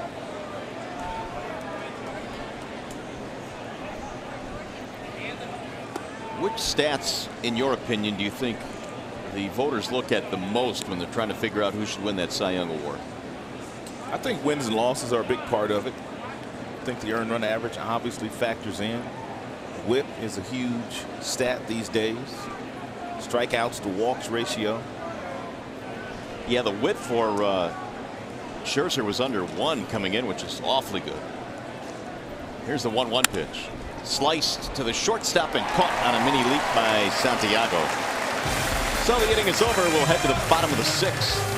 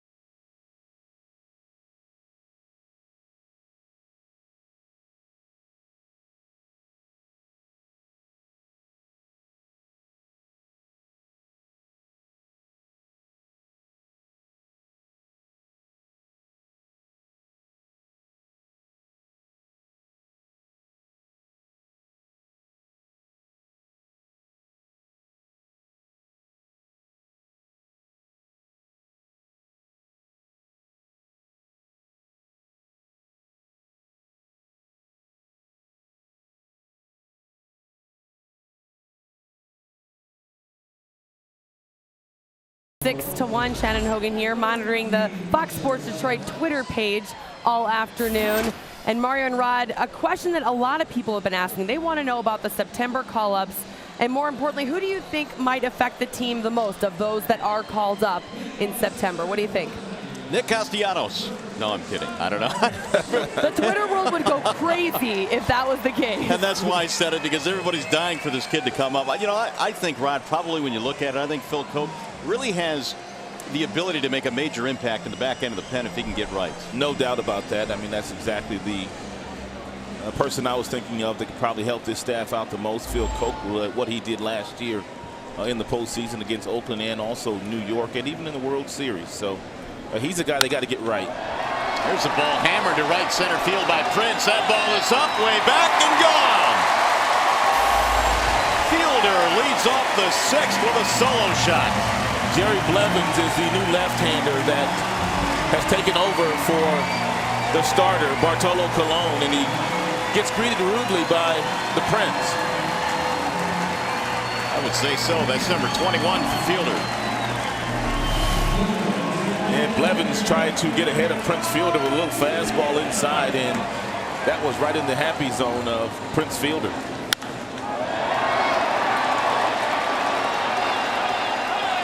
He hit that one a long way. One of the deepest parts of this ballpark, right center field.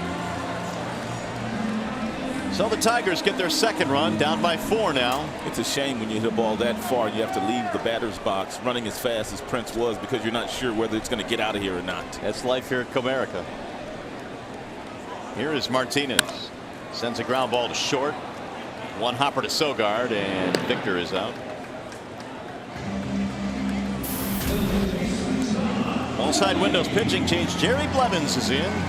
And Blevins has a fastball that tops out at about 91 miles an hour. He's got a curve, he's got a slider, and also a changeup to complete his 4-pitch mix.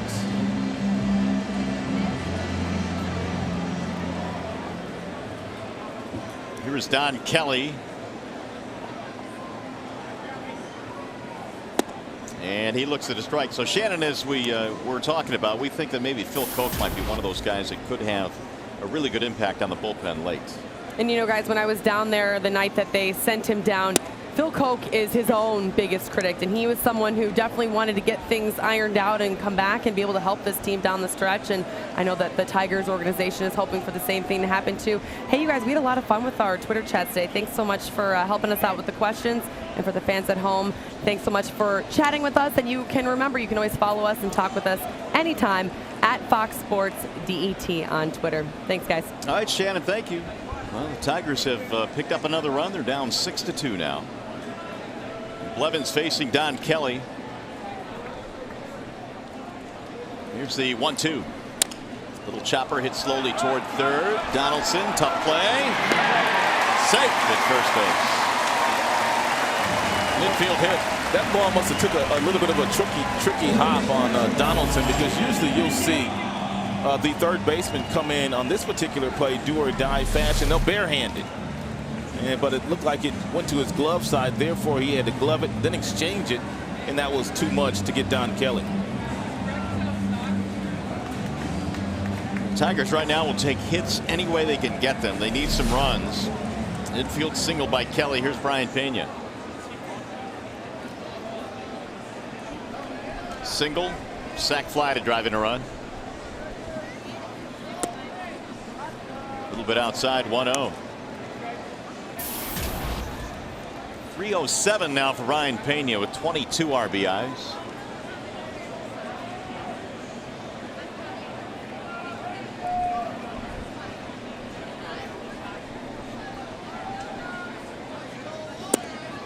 Here's a strike right at the knees, 1-1.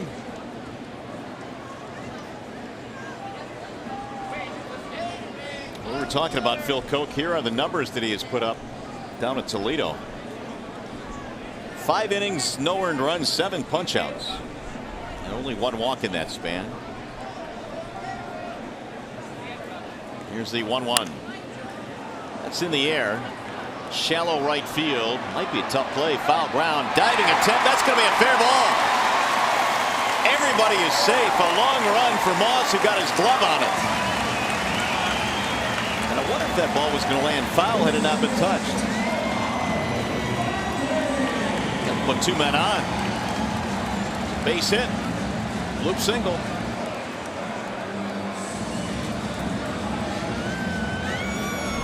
Surprised Brandon Moss got that close to making this play.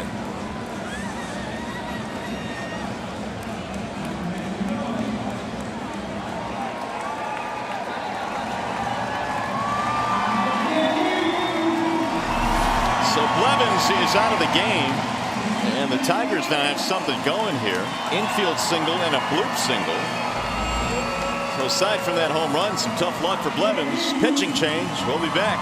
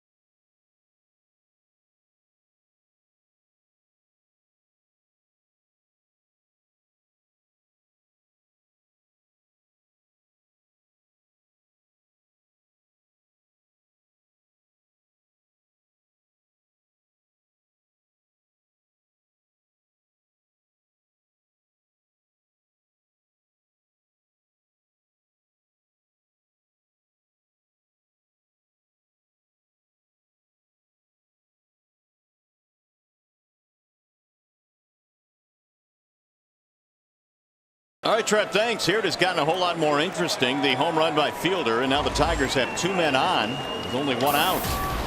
Dan Otero will stand in. Good numbers in 20 games. And for the Athletics this year, 2-0 with a 1.26 earned run average. He's only walked 4 and he struck out 19, nearly averaging 1 strikeout per inning.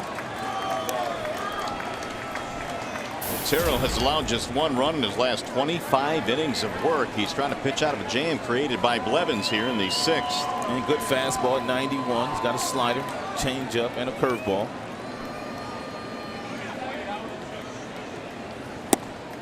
Strike called. 1-1 on Omar Infante. Single, force out for Omar, 1 for 2. Tigers now have actually out hit the Athletics 10-9.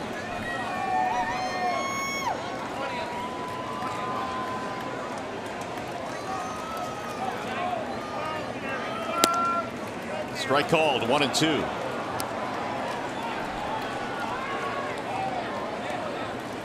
"12 base runners inherited this year by Otero, and he stranded 7 of the 12. He's got 2 more out there.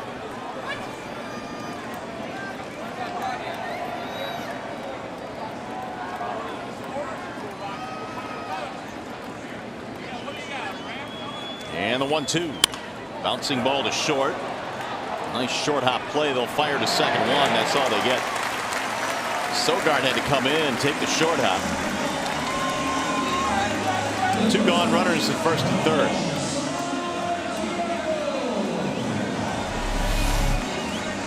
And Sogard knew if he wanted to give his team a chance to turn 2, he had to charge that ball. He created a very difficult hop for him. Callaspo, second baseman, couldn't get much on the throw, and he wasn't going to double up Infante anyway. Kelly goes to third on that play. Here's Santiago with 2 outs.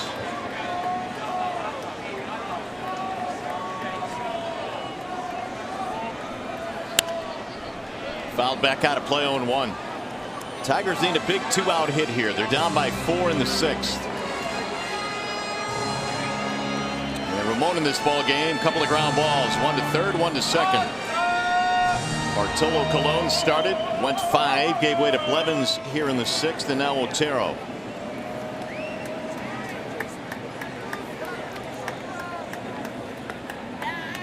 One and 1.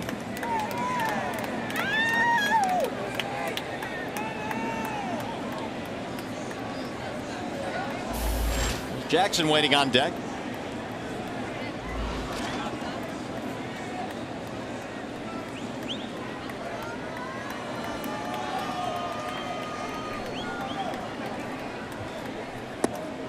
Outside, 2-1 on Santiago.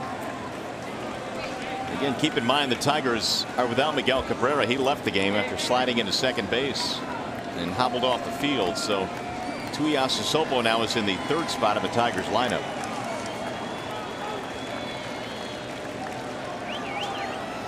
Here's the 2-1. Bouncing ball right side. Base hit. That'll get a run in. Kelly scores. Infante goes to second, and the Tigers now back within 3.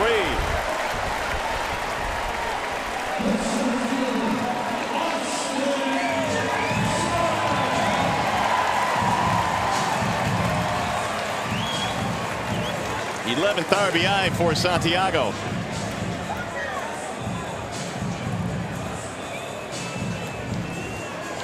That ground ball found a hole, and that run will be charged to Blevins. Here is Jackson now, the tying run at the plate.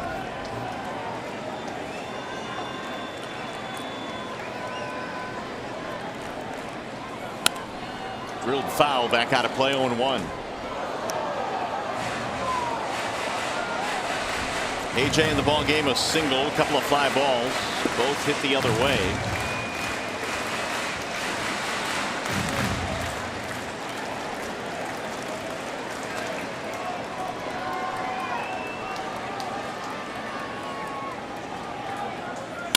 Ground ball to short. Sogard has it there. Will flip for the force, and that will end the inning. However, the Tigers get a couple of runs back. And as we go to the 7th, it's now a 3-run game.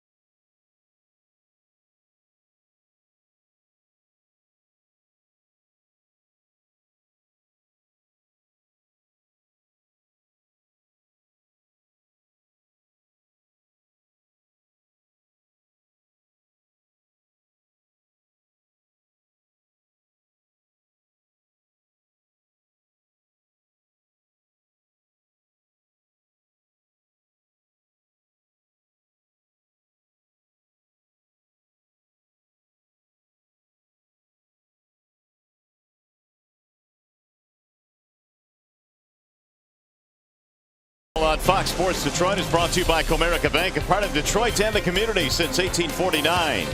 Ram trucks now get a great summer deal on a Ram truck at the Ram Summer Clearance Events.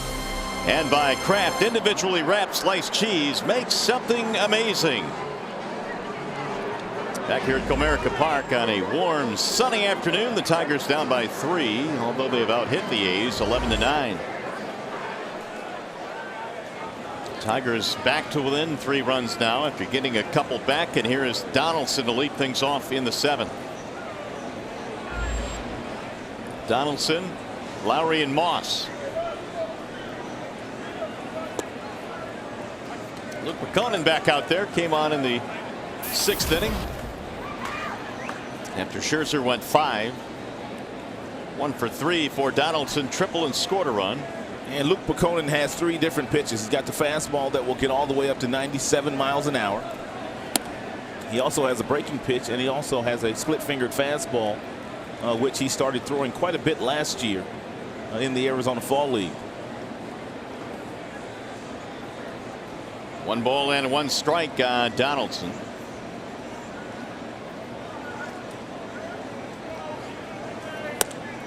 That's in there. 1-2 the count.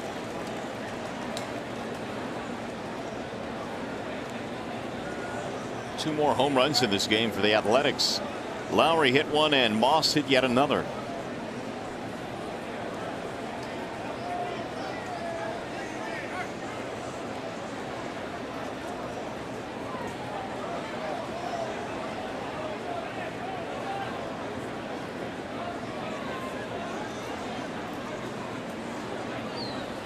Ooh, look out, there goes the bat. He swings and strikes out. Donaldson is out of there, 1 away.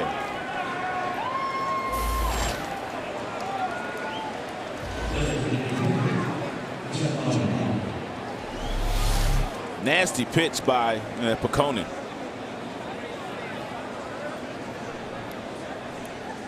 Found its way into the dugout. Down the stairs.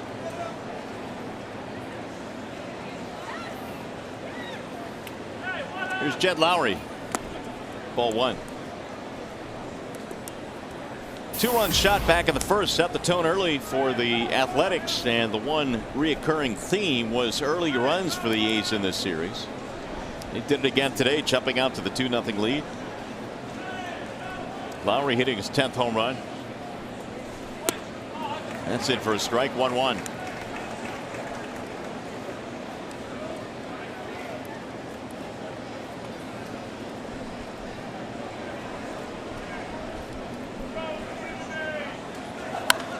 Pulled on the ground and through. That's a base hit. Took a breaking ball, slammed it to right field. Lowry has his 2nd hit of the game. Brandon Moss has done major damage in this series, and it started back on Tuesday. He homered in his team's bullpen on that day. Went on to homer again in that contest, and he's hit 2 more since then. So he's had a big series. And with every at bat, it just keeps getting bigger and bigger.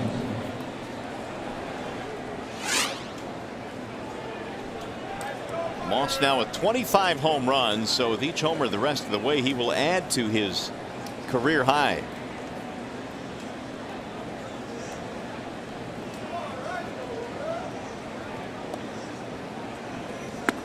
Ball 1.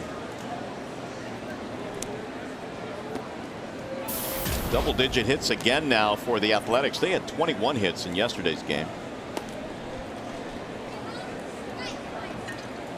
And now 50 hits in this series. That's a lot of hits.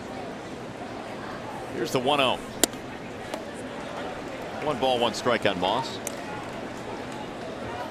Cleveland coming in next once these A's leave town. Will be a big 3-game weekend set here at the ballpark. The 2nd place Tribe coming in. Albuquerque heating up. Cleveland has had a very difficult time of beating the Tigers this year. They really haven't had a difficult time of beating anybody else but Detroit. It's going to be a huge series for them. Well, they've missed an opportunity in the last 3 days or so to gain a little ground on the Tigers before that Friday, Saturday, Sunday series.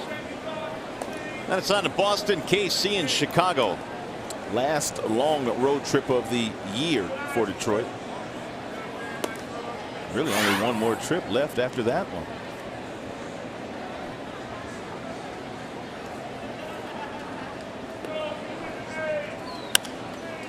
Fouled back out of play. 1-2. The count stays on Moss.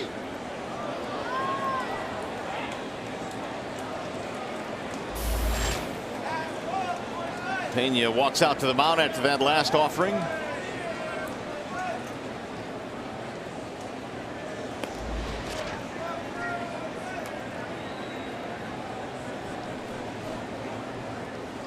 Moss has also had brief time in the big leagues with Boston, Philadelphia, Pittsburgh, but he is making his mark now with the A's at the end of last year and now this year as well. The 1-2. Swing and a miss, struck him out. 2 gone. Time for the trivia question again, courtesy of AT&T. Here it is. Who are the 5 Hall of Famers that have played for both the Tigers and the A's in their careers? They are Ty Cobb, Mickey Cochran, Wade Hoyt, Al Simmons, and George Kell. That's the answer to your trivia question. All 5 listed there. 2 outs now. Here's Callaspo. Double and 3 at bats for Callaspo.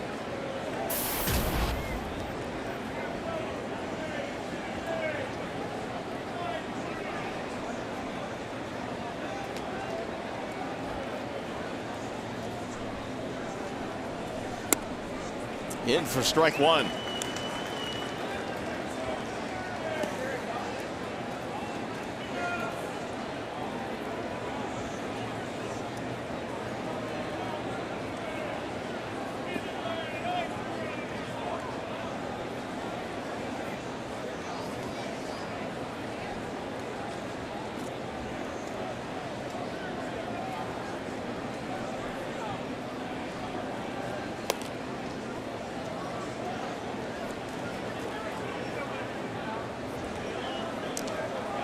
Another toss back to first.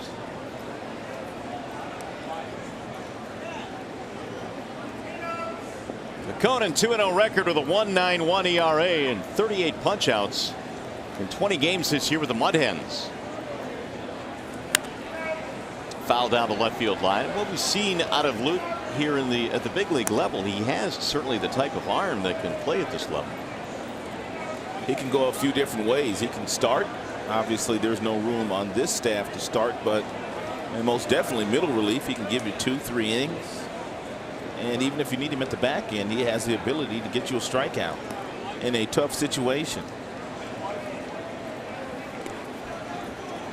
1 ball, 2 strikes.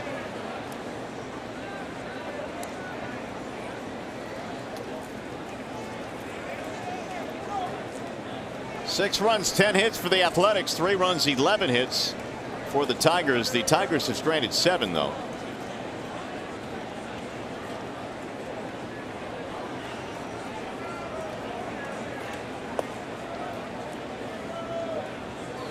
Swing and a miss, and Callaspo strikes out for the 2nd time in this game. He's the hardest guy to strike out in the American League.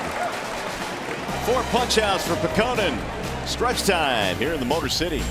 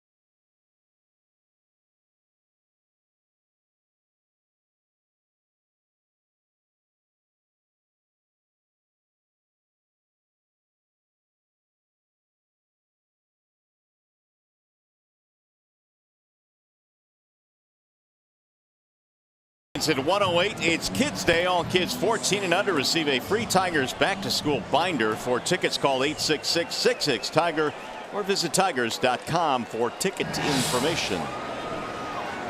Well, let's see if the Tigers have a comeback in them now. So we go to the bottom of the 7th, down by 3 runs. It is Andy Dirks leading it off. Then Tuiasosopo and then Fielder. The right-hander Otero still out there, and Andy sends a ground ball on one hop to second base. Callaspo will gobble that one up. One gone. That'll bring up Tuiasosopo. First at bat for Tui came on when Cabrera had to come out of the game trying to stretch a single to a double. Sliding into second base, Timo hobbled and Miggy left the game. 282 this year for Tuiasosopo.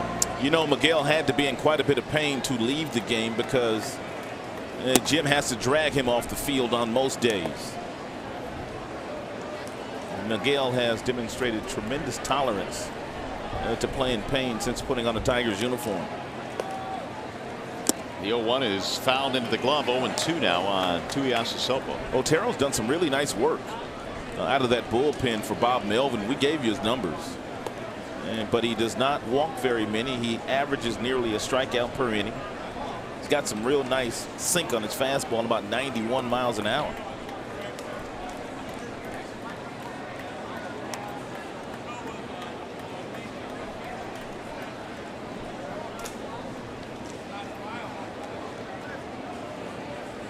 One and two the count.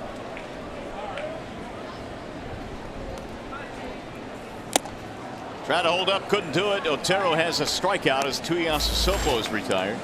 There is some of that sink that I was talking about on the run that he gets with his fastball. Otero, that was 90 miles an hour that tied up Tuiasosopo. Look at the late life on this two-seamer.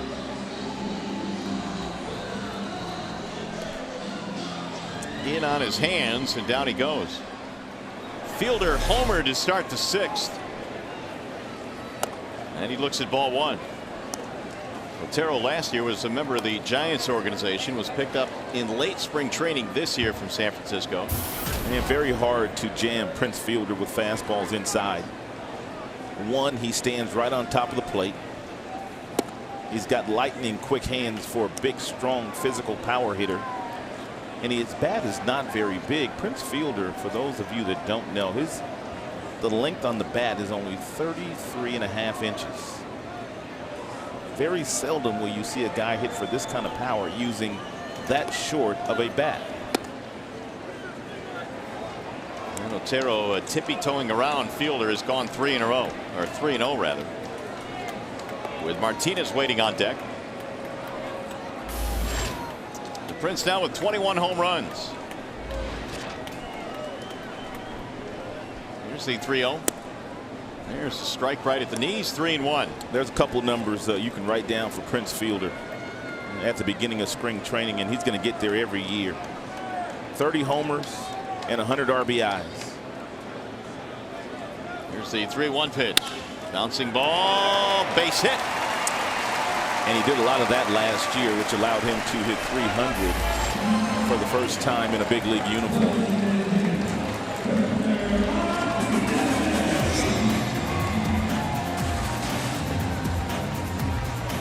Well, the sports show you've been waiting for is here. Introducing Crowd Goes Wild with Regis Philbin and a cast of former athletes and journalists that'll talk about things you won't hear on other shows.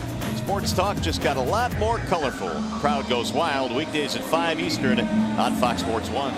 Regis Philbin just didn't want to shut it down, did he? No, no.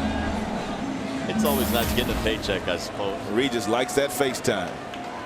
Here's Victor now. Yeah, Martinez in this game has singled 3. Strike 1 on the outer edge. Since the beginning of July, and we're talking July 1, Martinez hitting at a 382 clip. 80 hits. 80 hits, which paces the majors. The 0-1.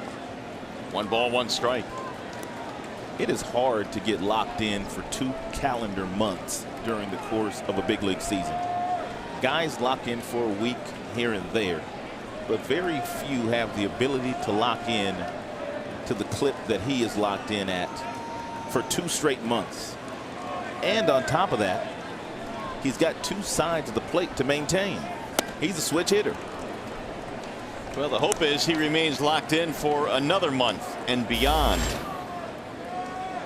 September right around the corner, and Martinez certainly a big part of the middle of the Tigers lineup. He's behind in the count 1-2.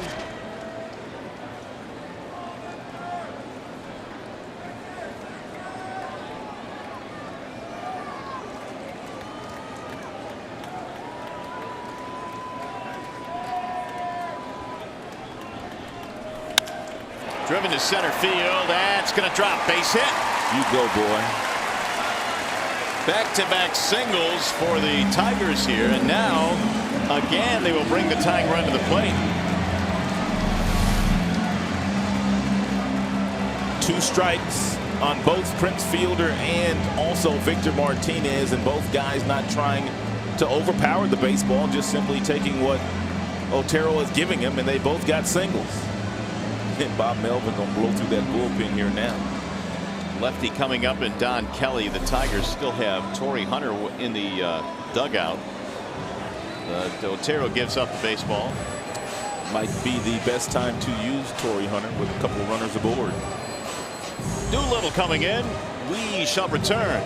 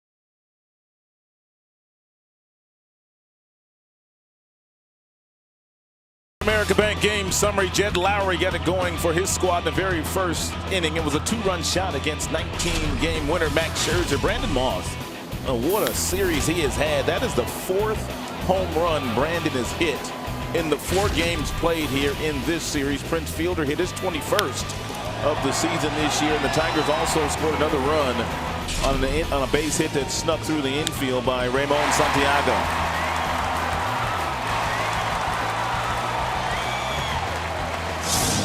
Well, right now the Tigers will go against a new relief pitcher. It's Sean Doolittle checks in. Yeah, Doolittle had a marvelous year last year, not doing all that well so far this year. The opponent's batting average is .300 against him with runners in scoring position. The ERA is approaching 4, but he doesn't walk very many. Only 11 walks, and he has 48 strikeouts. Doolittle's got a big arm. His fastball will touch 96.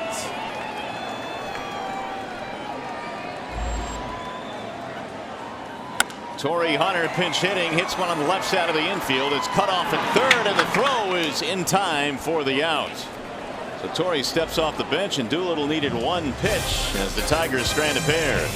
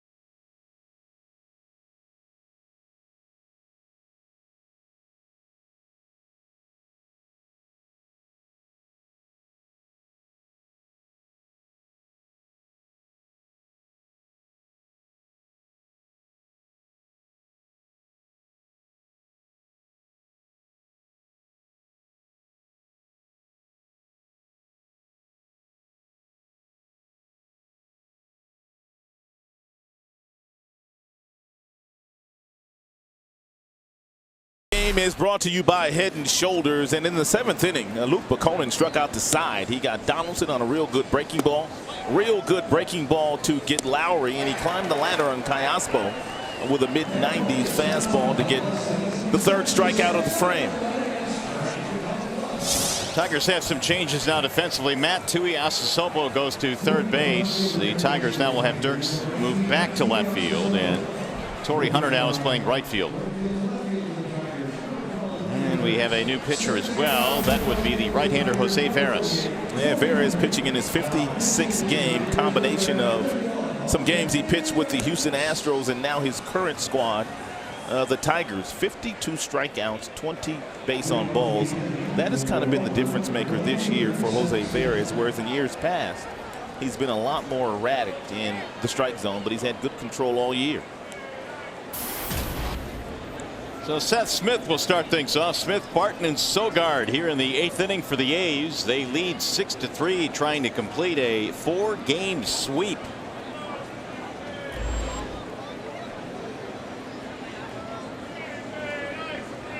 Veras takes over for Buchanan, who goes 2. Scherzer went the first 5. Wave and a miss, 0-1. What the Oakland Athletics have is a lot of interchangeable pieces. They have guys that can play infield, outfield, guys that can play on both corners. They have middle infielders that can play outfield, and it's really the way they draw up their squad in spring training. When you have a payroll that is 27th of the 30 major league clubs, you really have to be creative when constructing your 25-man roster, and Bob Melvin does a marvelous job of making sure the guys that he's given by Billy Beane, the GM, kind of work into making them a really good team. It really is remarkable how they have made that philosophy work under the payroll constraints that they've had. They don't have the money to go out and per se buy a guy that makes $15 million and put him at one spot in the outfield, so they take a combination of 2 different players, usually a righty and a lefty, and the numbers those guys make up through the course of the season sometimes are good as a guy that's making a lot of money. So it's 3-1 now on Smith as he starts things off here in the 8th. Got word on Cabrera, by the way. Ab discomfort for Miguel, his abdominal muscle, and he is day-to-day. Is there any doubt in your mind that he will not be starting tomorrow night when the Cleveland Indians come to town? Zero. None. None at all. He'll be in the lineup. Swing and a miss. 3-2.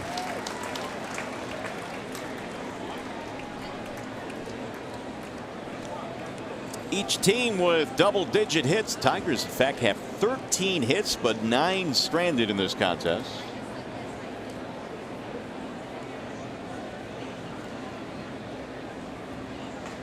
Veras ready with the 3-2.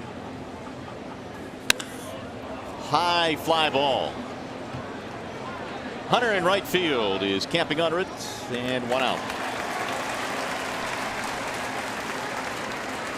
Hey, you can see the Tigers play the Seattle Mariners September 16th through the 19th. Take advantage of the weekday value pack. 4 upper box tickets, hot dogs, chips, and soft drinks. All for just $72. Call 866-66-TIGER or visit tigers.com. 1 out here in the 8th inning. And it's going to be Derek Barton standing in.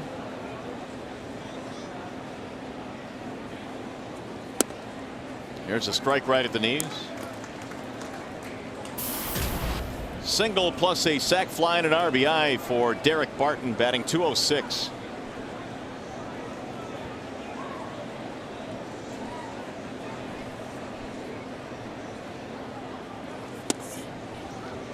One and one.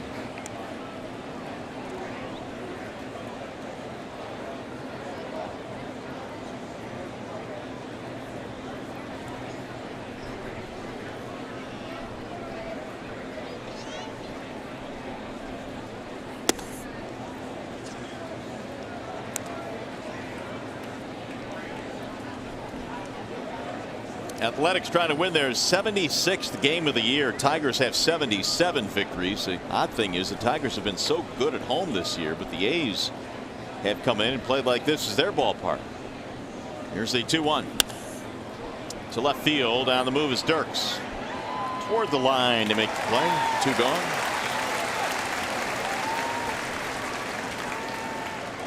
Fans, don't forget to join us again tomorrow. The Tigers welcoming in the Cleveland Indians. Coverage begins at 6 p.m. Tigers live at that time. Tomorrow at 6 right here. Tigers Indians on Fox Sports Detroit. Zach McAllister will pitch for the Cleveland Indians tomorrow night, and the Tigers will counter with Rick Porcello, who won his 10th game in New York 5 days ago, giving Porcello 5 consecutive years with 10 or more victories to start his big league career. It'll be Sanchez in game 2, Verlander in game 3, and right now the Tigers 5.5 up on Cleveland. Cleveland plays a night game tonight in hot Atlanta. Sogard the batter. And he pops it up. Shallow center. Who wants it? Second baseman does. That's Infante, and it's a 1-2-3 inning. Nice job by Veras. We go to the bottom of the 8th.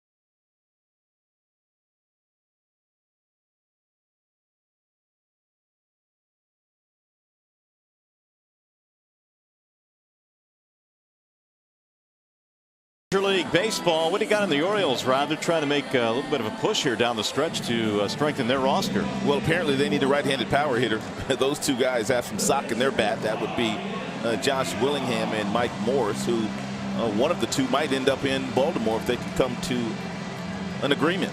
Meanwhile, Marlon Byrd made his presence felt with his new team. The Orioles had a 3-run homer last night. I was surprised the Mets didn't move him at the trade deadline, but Sandy Alderson couldn't get what he wanted from Marlon Byrd, so he simply held on to him.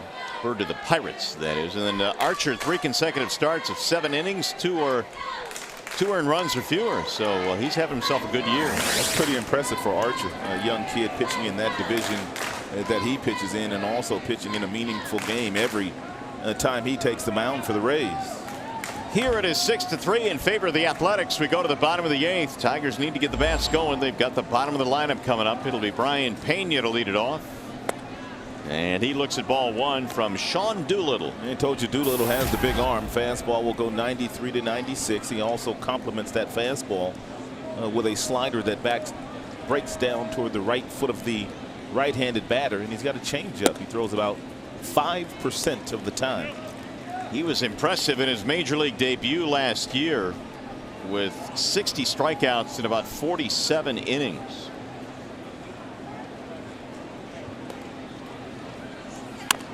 Bouncing ball left side of the infield. Sogard charging. His throw is in time. 1 gone. Last season, the Oakland Athletics had one of the youngest pitching staffs in all of baseball, so therefore down the stretch you had to watch all of those very young arms because you didn't want them throwing too many innings, and that's where Doolittle, Cook, and Balfour came into play. And once they played 6 innings last year and Oakland had a lead, they pretty much won those games. Here is Omar Infante. Omar, an infield single. He is 1 for 3 in this game. Tigers have 13 hits in this contest.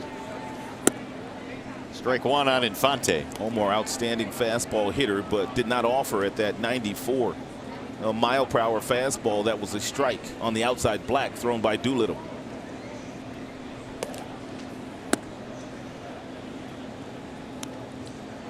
One ball, one strike. A's bullpen this year, an ERA of 3.16.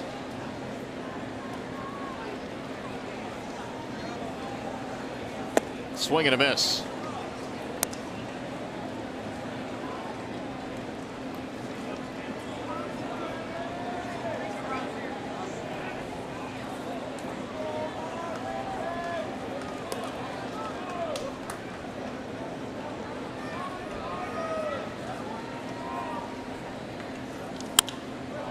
In the air, left field, and that'll be caught there by Smith. 2 up, 2 down here in the Tigers' 8th. Here's the upcoming pitching matchup presented by the Michigan Office of Highway Safety Planning.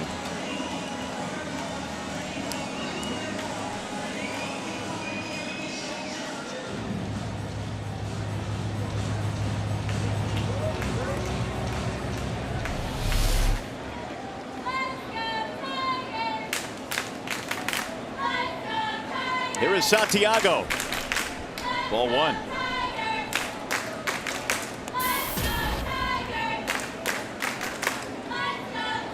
RBI single for Ramon his last at bat. And now it's driven to 11 this year.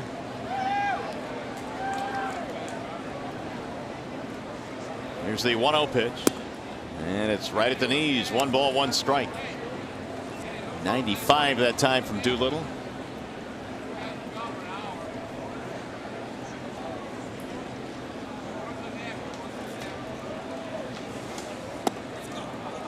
He was born in Rapid City, South Dakota, lives in New Jersey. Tabernacle, New Jersey.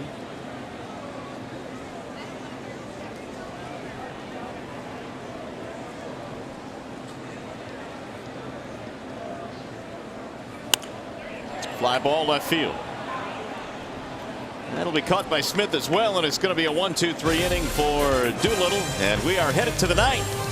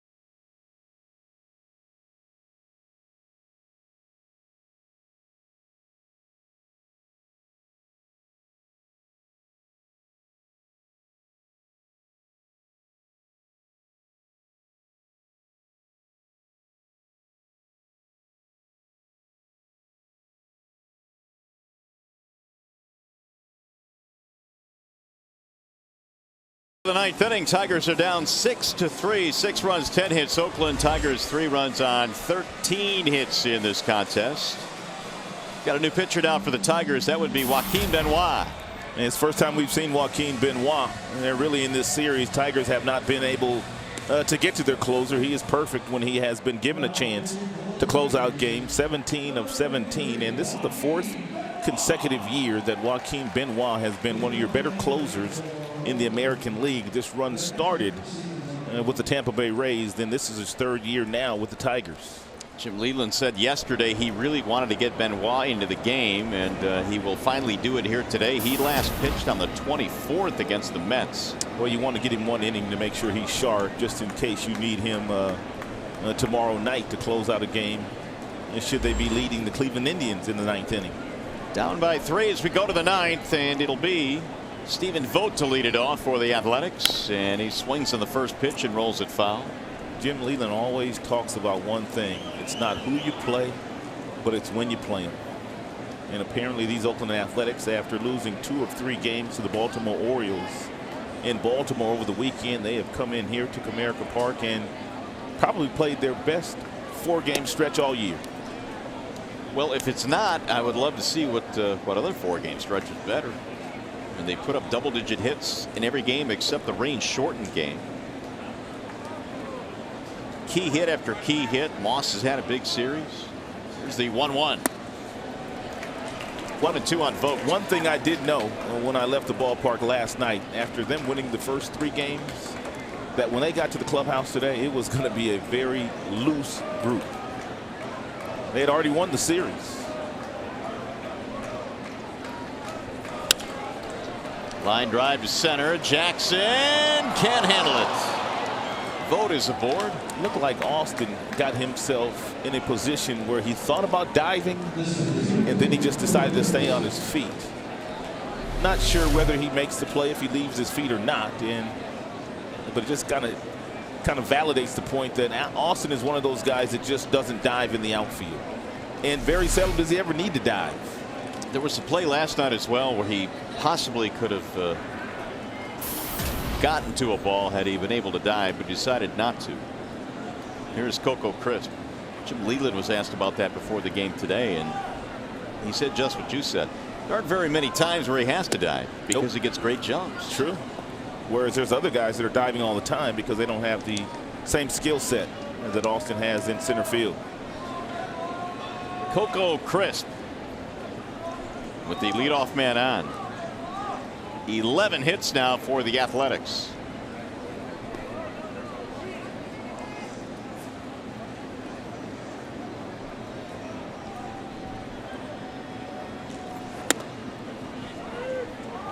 Coco Crisp has been the ultimate table setter in the series. In 3 of the 4 games, he has reached base safely in the first inning, either by a hit or a walk, and scored in 3 of the 4 games.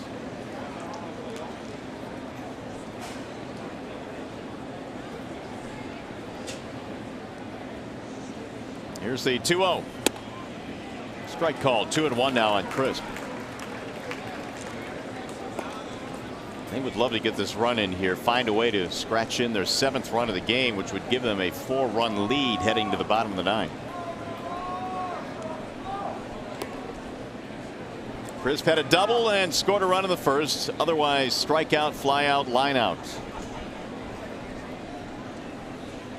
Here's the 2-1. Boy, he had a big rip there. 2-2.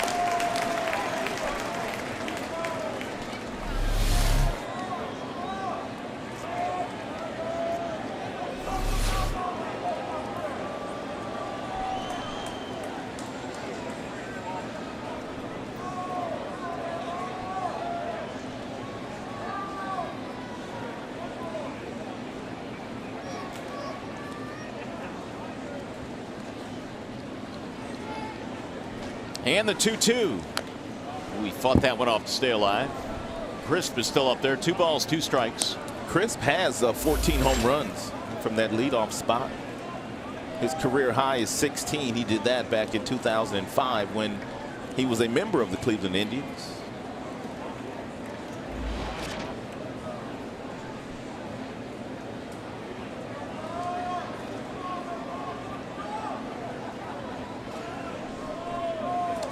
Benoit trying to finish him off. Here's the 2-2 again. into shallow left field, and caught on the move by Dirks. One gone.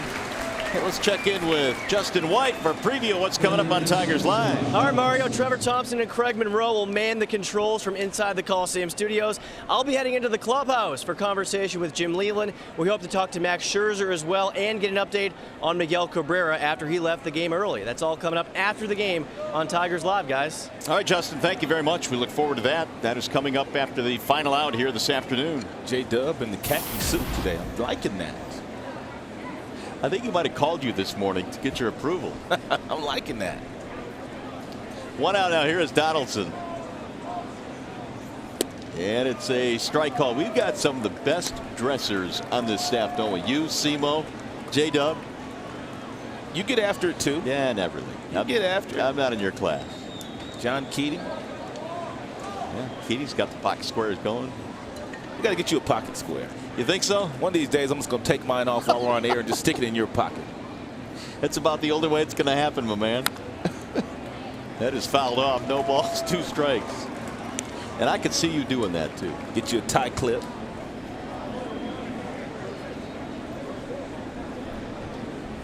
(6-3) is our score. Oakland on top here at Comerica Park as we play in the 9th inning. Mario, Rod, Shannon Hogan with us today. Justin White, the whole crew's here. As the Tigers trying to avoid the sweep, but they will need some offense in the bottom of the 9th inning.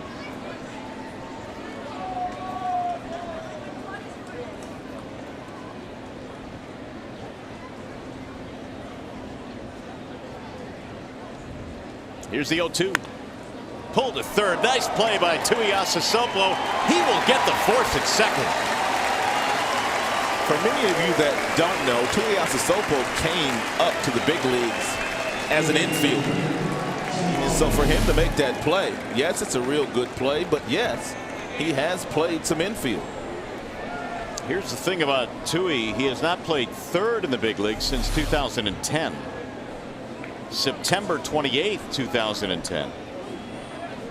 Did not look like it there. Nice play. That ball was headed down the line.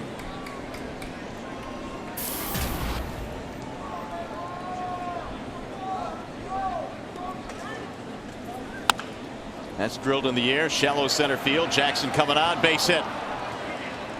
Vogt will go to third base. He is in there standing up, and it's another hit for Lowry.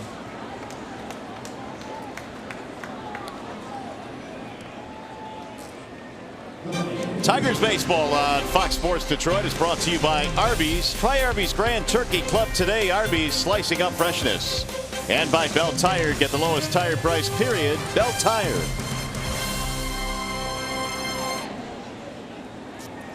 So it's first and third now for the Athletics with 2 outs.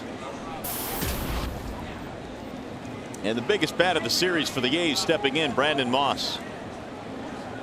Another 2-run homer and a walk in this game today, and a stolen base.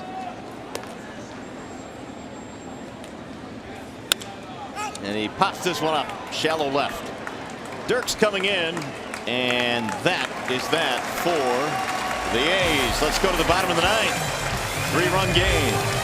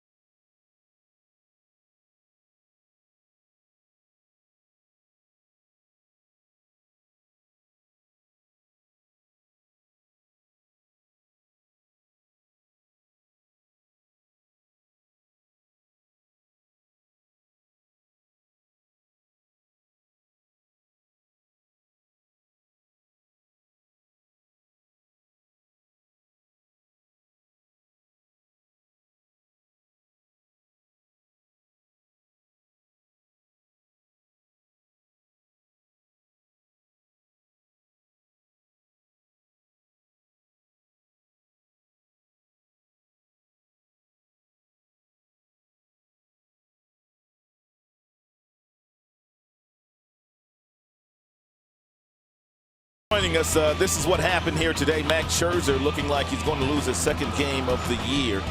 The Oakland Athletics got 8 hits off Max, 5 earned runs. The most runs Max given up this entire season in one game. And Miguel Cabrera doubled off Colon. It was the final swing of the day for Miguel. He slid into second base, having been thrown out, and he left with some abdominal discomfort.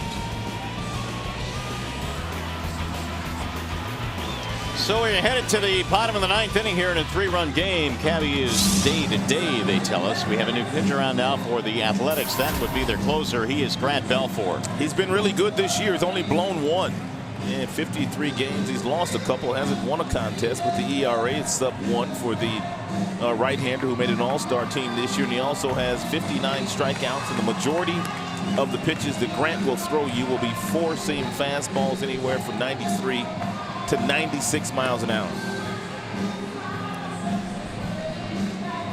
6th in saves with his 33. Belfour here in the 9th inning will face the top of the Tigers lineup. It'll be Jackson, then Dirks, and then Tuiasosopo. Those are the hitters that are due up. Tigers need 3 to tie. Jackson in the ball game is 1 for 4.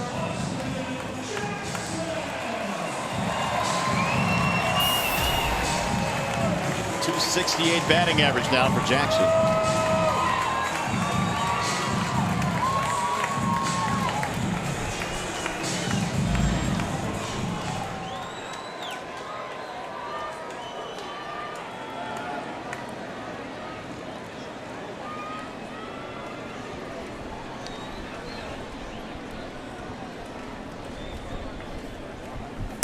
Belfour missing high and away. That's how we start the bottom of the 9th inning. Tigers have stranded 9 in this ball game.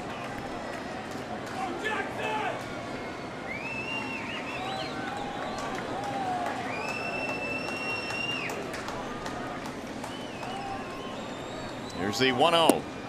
2 balls and no strikes. Got to get it started with the base runner any way you can. Belfour last year had 2 stints as their closer. He would finish with 24 saves. Nearly a strikeout per inning last year.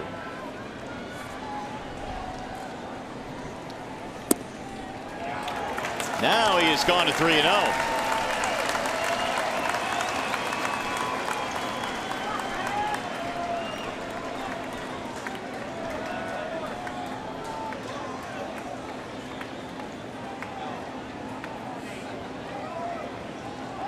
Like Avila has put a helmet on, and so he may be pinch hitting for Tuiasosopo.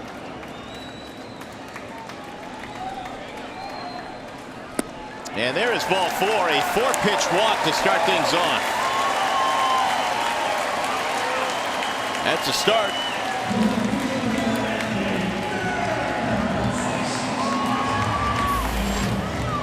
If you're Bob Melvin, you know that Miguel Cabrera is out of this game, but you still have to deal with the other half of that dynamic duo, and that would be Prince Fielder, who is going to get a chance to bat here unless there's a double play ball at some point in time.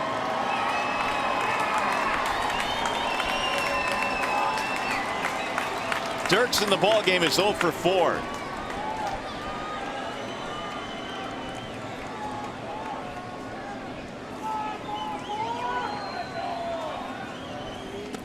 And Belfour missed again, and 5 straight out of the strike zone. 1-0. And 1 more out of the strike zone, and he's going to get a visit from their pitching coach, Kurt Young. Belfour was born in Sydney, Australia. He lives in Clearwater, Florida. Second of the all-time games pitched list for those born in Australia, behind Graham Lloyd.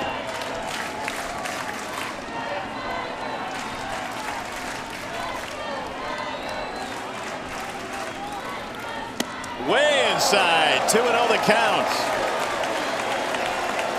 And the catcher Vogt goes out to the mound.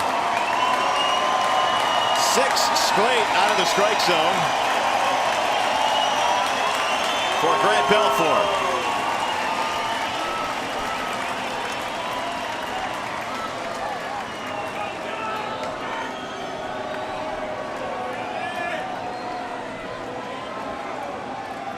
If you're Andy Dirks, you have to take one here. He's probably going to throw you a fastball right down the middle, but you still have to take one. There's a strike. And he thought it might have been a little high. It was borderline for a guy that had thrown 6 straight balls. He gave him the benefit of the doubt. That's ball 3. Jim Leyland letting home plate umpire Jerry Meals know it.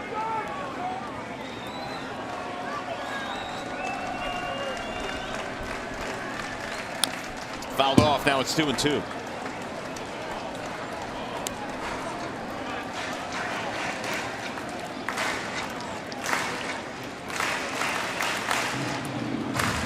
It's been a frustrating series for Jim Leyland and the Tigers. They're trying to work up some magic here in the bottom of the 9th and avoid a sweep. They're down 6-3. 1 on, nobody out. 2-2 on Dirks.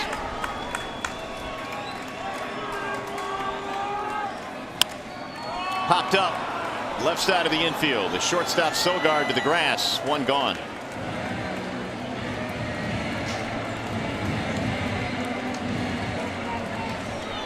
So Avila will pinch hit for Tuiasa Sopo. Avila last night had a couple pretty good swings. He sure did. This will be his first pinch hitting appearance of 2013.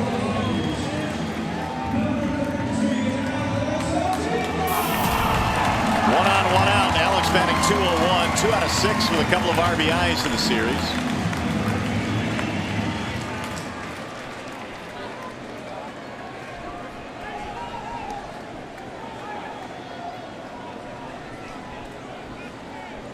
Balfour walked Jackson on 4 straight pitches, went to 2-0 on Dirks before getting him. And now here is Avila. Ball 1. Avila needs to get on here to bring the tying run to the plate in Prince Fielder.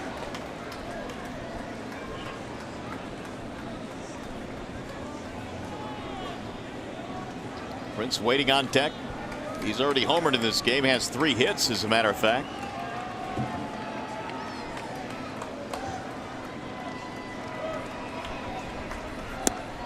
Strike called on the outer edge. 1 ball and 1 strike. They've had 25 more hits in this ball game. 13 for the Tigers, 12 for the Athletics. In fact, the A's in this series, counting today, have put up 52 hits.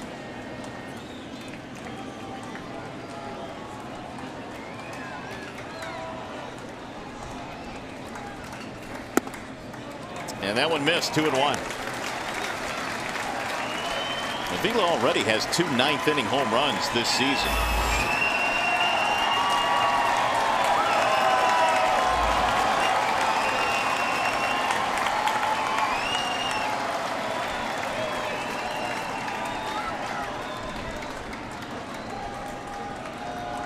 Melvin not showing it, but he can't be too comfortable right now. The 2-1 pitch. Fouled away. 2-2.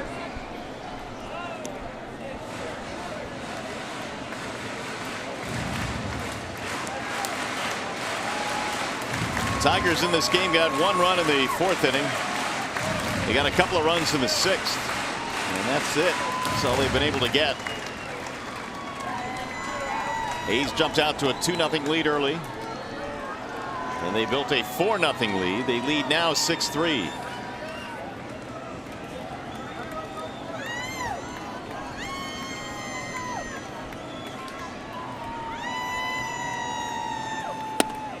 Strike call down the outside corner, and Avila is caught looking.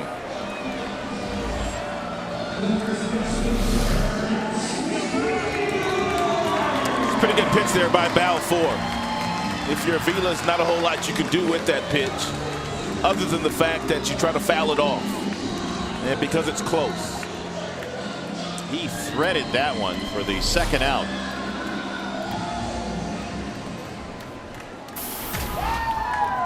So now here is Fielder.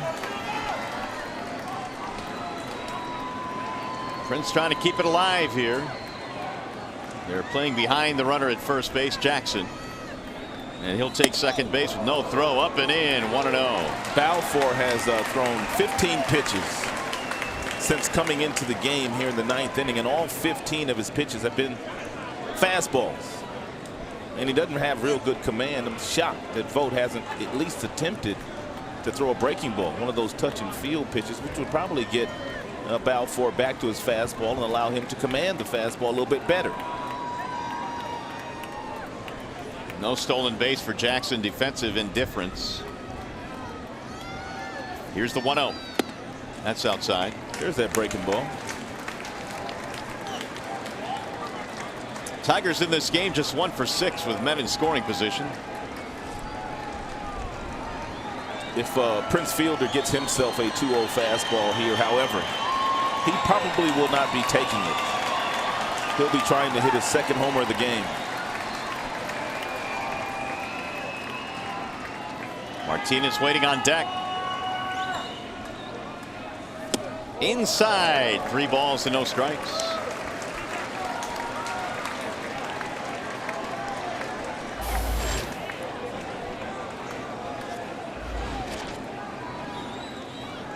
Balfour came on here in the 9th. Doolittle did excellent work out of their bullpen. Cologne started this game, went 5 innings. Trying to win his 15th. Now Fielder steps out.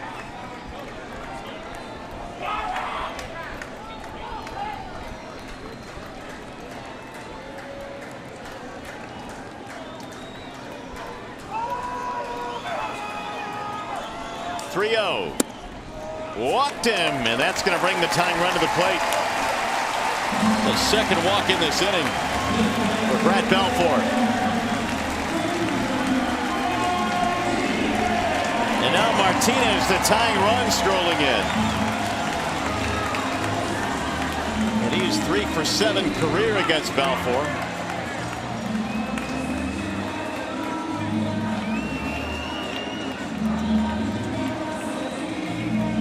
Victor this year has 11 home runs. He's had himself a series. 2 more hits in this game. 10 hits in this 4-game set. He inches closer and closer to 300, batting .295.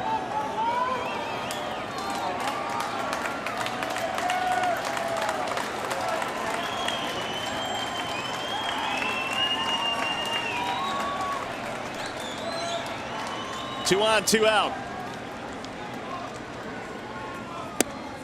Strike called, 0-1.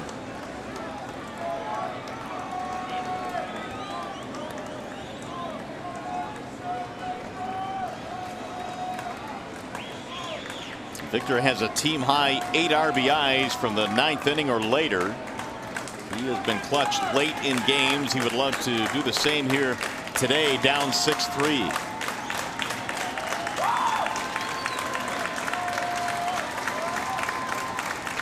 The 0-1 fouled off. Now it's 0-2. 39,212 in attendance here today. On deck, Torrey Hunter.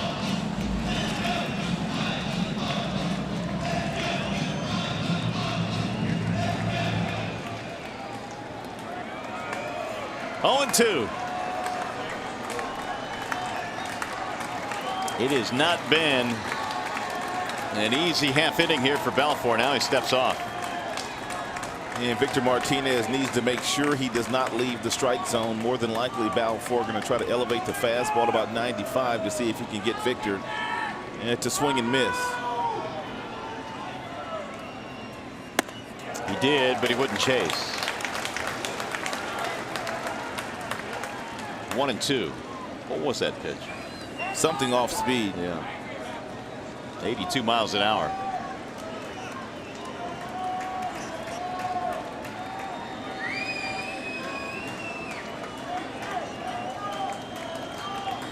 Bob Melvin pacing. Battery of Vogt and Balfour trying to get this done. The 1-2. Lifted foul down the left field line.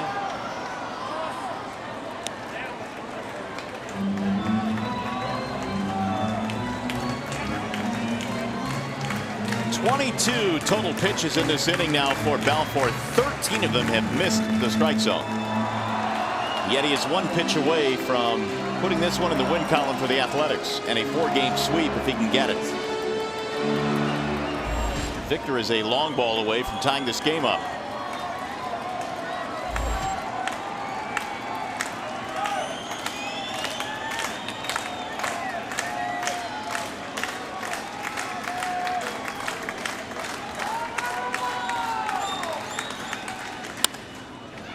Down the left field line, foul, out of play.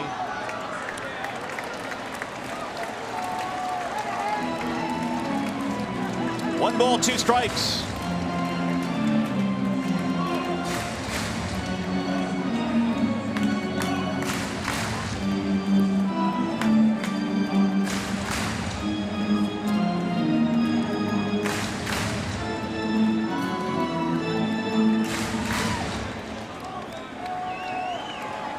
And Brandon Moss playing no doubles depth.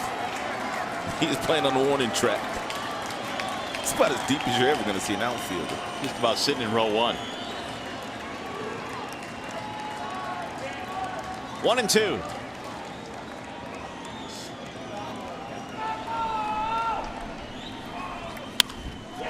Floated into center field, base hit. Another hit for Victor. Jackson scores. To third base goes Fielder, and the Tigers are not done yet.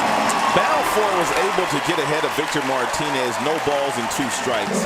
Had he gone to this fastball on that count, no balls, 2 strikes, he probably would have gotten a swing and miss. But he threw a couple of breaking balls. Victor fouled those off. Victor knew he was going to get a fastball, and he was able to muscle that ball into center field.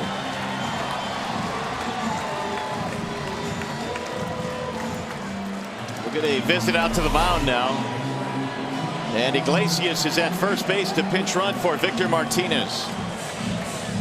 11 hits in the series for V-Mart. Absolutely on fire. Iglesias now representing the tying run has much more speed down at first. And Kurt Young is out to try and give Balfour a breather, who has had trouble throwing strikes. He's also wanting to make sure that he refreshes the memory of both the catcher and also Balfour, the pitcher, and how they want to attack Torrey Hunter here, who came into the game as a pinch hitter just a couple of innings ago. Yeah, Torrey was in there with 2 on and 2 outs in the 7th, and he grounded out on the first pitch he saw. Crowd's starting to come alive now in a 2-run game, 6-4. Torrey is 3 for 12 career against Balfour.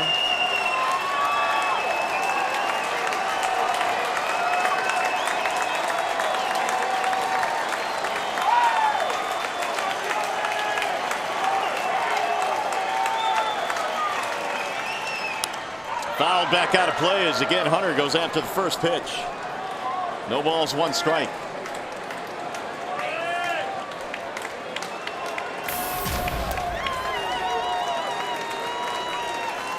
.307 average this year for Torrey. Fielder at third. Iglesias at first.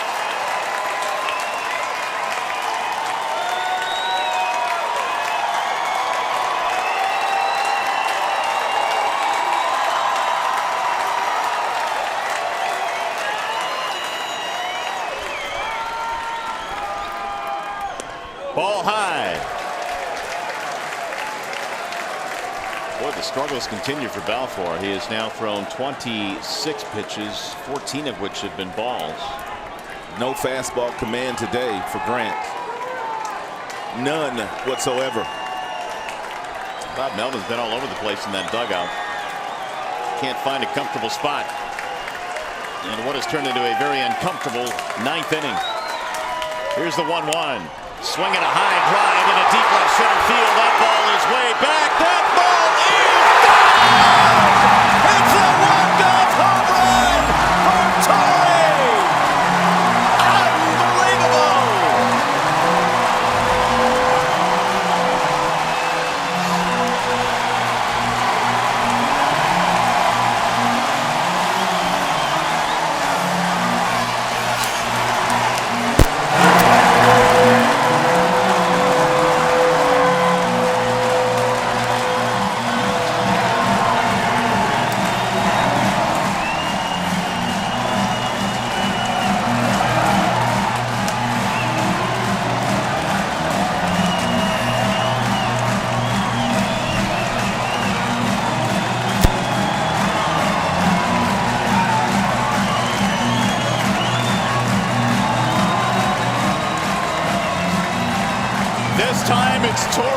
is the hero. A 3-run shot.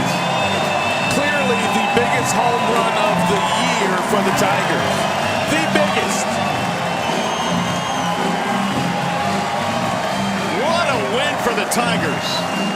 On the brink of a sweep, Torii Hunter, game-winning 3-run bomb. This place is rocking. It's a party up in here.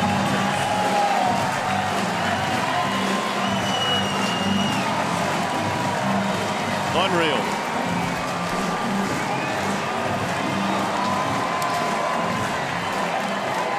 The Tigers win it in the bottom of the ninth on Torii Hunter's 3-run game-winning shot. And right now we send it down to Justin White. All right, Mario, thanks, Torii. Unbelievable. Take me through the at-bat against Balfour. Man, Balfour, he was my teammate for about 5 years in Minnesota. I knew he had the fastball, he has a sneaky fastball. I just wanted to get something up, and I was able to get a slider that I can handle and just try to hit it out the park. What does it mean to you? Gumball bat. Oh, here we go.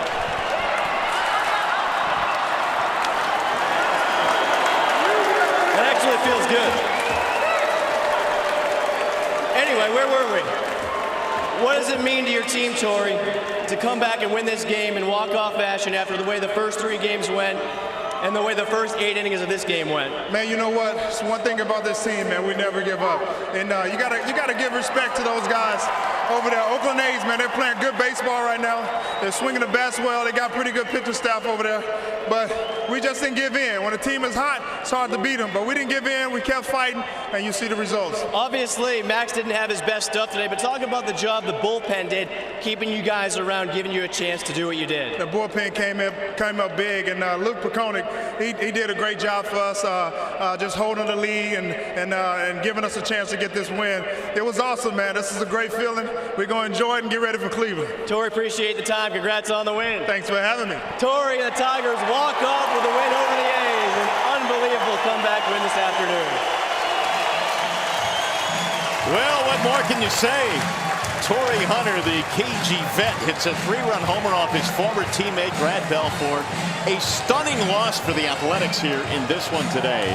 And a tremendous win for the Tigers to avoid the sweep.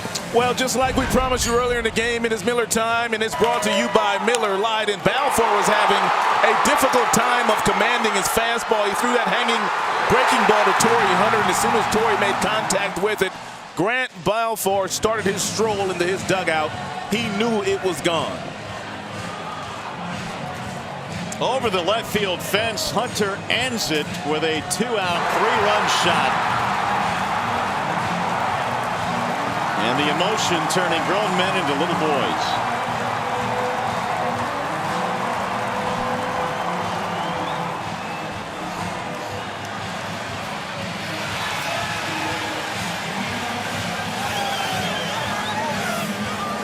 Not sure there's a better feeling in sports than that. Torii Hunter, the walk-off game winner.